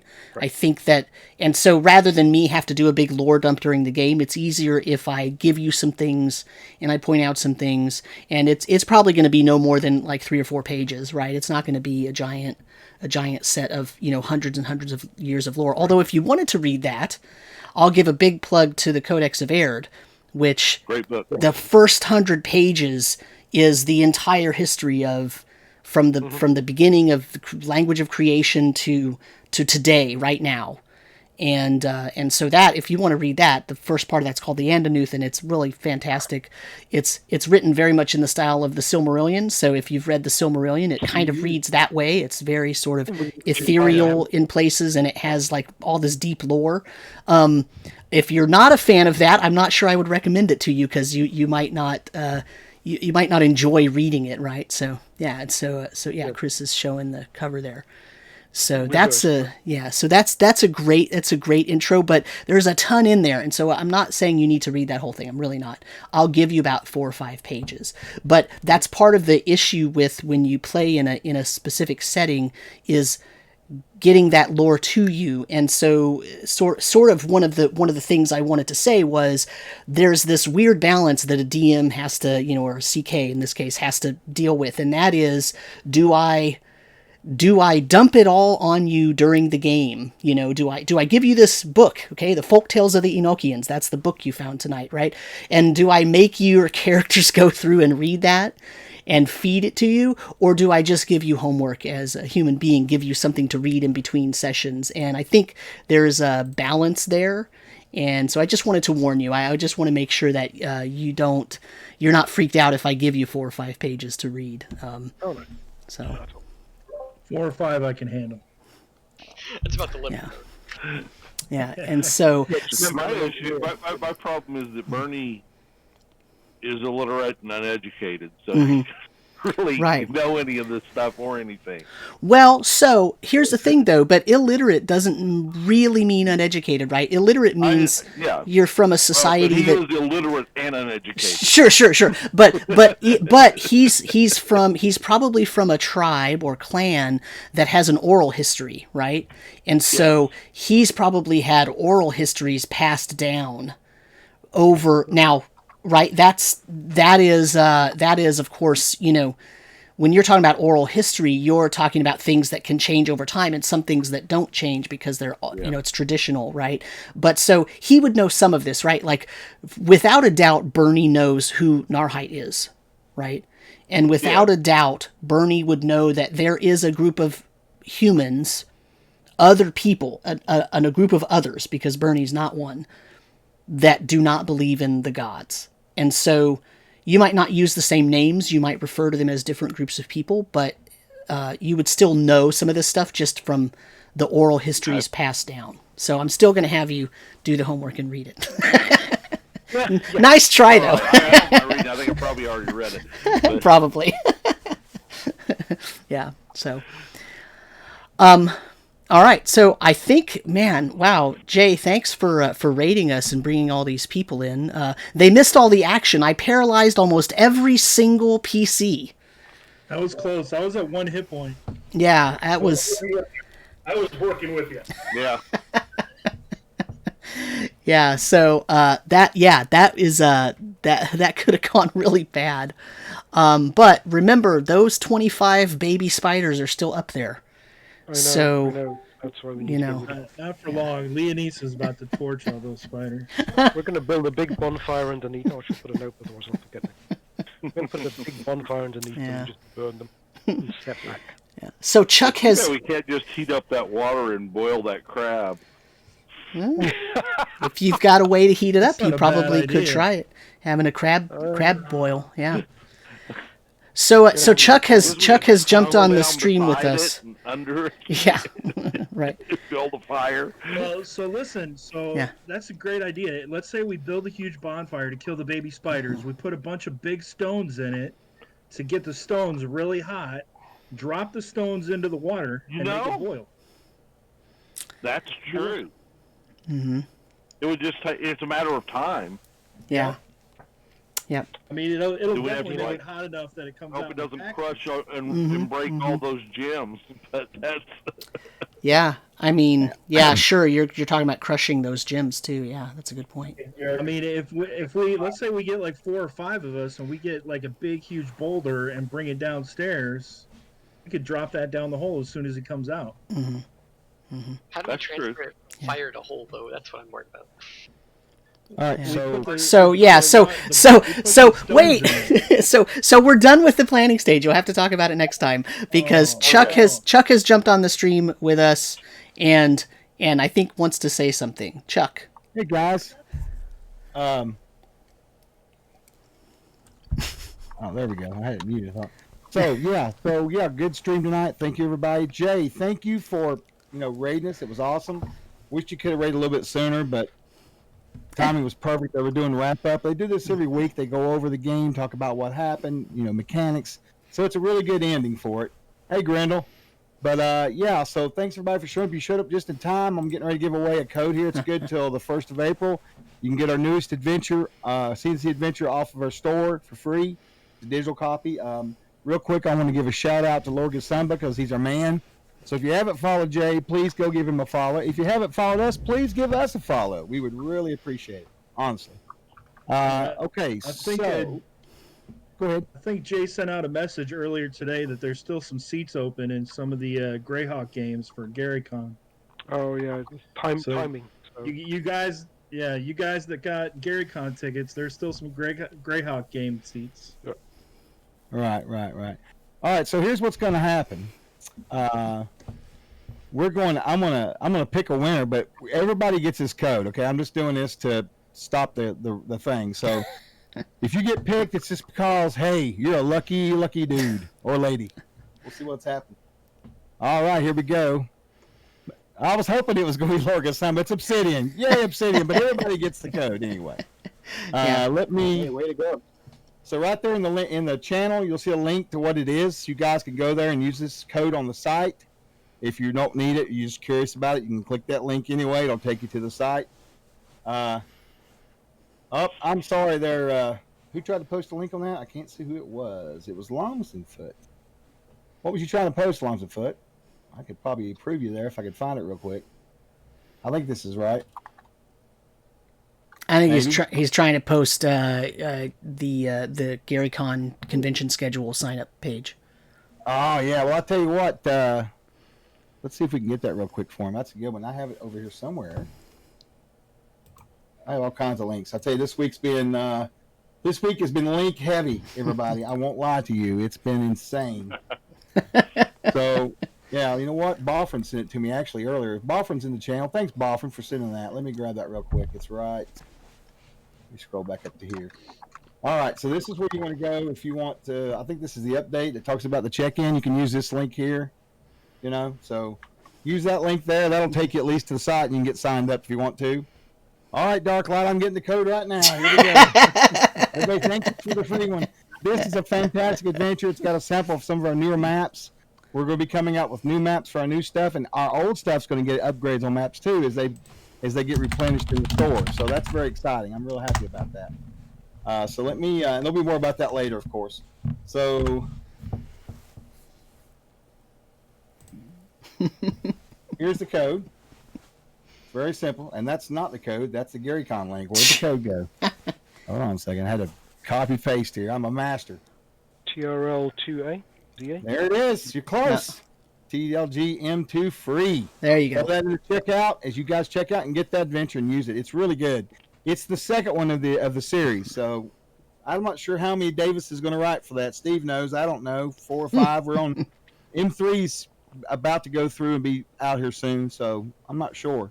But it's a really good series. It takes place, well, at least part of it takes place near Blacktooth Ridge because I did the maps for some of that, so I know. But very, very good adventure. Guys, we want to really appreciate you so much for everything. Yeah, I know, Diablo Bob. Copy, pasting this together. That's me. I've had about 5 beers, so you know, I'm not talking all solid anyway. I was so into Sam's game, I had to have some beer, you know, to watch. So. But anyway. And the Guys, link for thank the you so adventure much. is, Forward if for you the series. scroll up, the link is where Obsidian Risk won. Mhm. If you click on that link, it'll take you to it. Yeah, thank you very much. Yeah. In fact, I'm going to show you my copy pasta here. Look at this. I got skills, Diablo Bob. There you go, Diablo Bob. Look at that. There's There the it link is. again. All right. And just to make it easy, I'm going to post the code again because you know what? Huzzah. There you go. Yeah, thank you, Chris. So, guys, you got till April 1st to use that code. Use it. Go on there and, you know, spend $3,000 or $4,000. We'd really appreciate it. No, spend a thing. Listen, you know, that's not what we're about. We just want you to play our games. That's all, and have fun. We make games. We make fun. That's it, you know. All right, well, I'm going to let this Awesome. take us back over to Sam. I want Yep. to thank you guys again. You guys have a good evening. Really appreciate Thanks, it. Chuck. Look for us this week. One last plug here real quick. We're Yep. going to be doing all kinds of stuff with GaryCon. It's an okay, it doesn't really have a link except to the image, but it'll kind of give you a schedule of what's going on with us and Alfredo Games, Jason Vay's other company. You can check that out and catch us out. Most of our stuff is going to be streamed. We got a couple of private panels on the weekend, but other than that, you can come by our channel. We'll be hosting all of our stuff or streaming there. So come by and see us. We really appreciate it. We'll be at Jay's channel tomorrow night for the DM's Roundtable. Me, Steve, and Jason Vay, plus some other folks. So we really appreciate you guys. Sam, take it away, buddy. Thanks, Chuck. Have a good one. You too, buddy. Thanks, Chuck. Hey, so just on that point, I actually got into Jay's game for like his new stuff. Oh, yeah? Nice. Nice. So see how that goes. Awesome. Yeah. Yes, everybody just won. You all did just win. Yes. Yes, you all did just win. Everybody won that. So you can all use that that coupon code. And otherwise, I think we're done. We're out of here unless my players have other... I mean, unless you got something else that you need to talk about or you want to bring up other than magic stones. I'm good with that. No, I feel bad because here's the thing. That posting of that spell description really does just make it seem like you can do what Matt was trying to do with that. And the Castle Keeper's Guide is where there's actually some more clarity for the guidance for that spell, and specifically and puts the kibosh on that particular plan. So I'll quit making fun of you about it now. It's all right. I'm going to pick a different spell. I had a bunch that I was thinking about, but I settled on that one so I'd have some offense.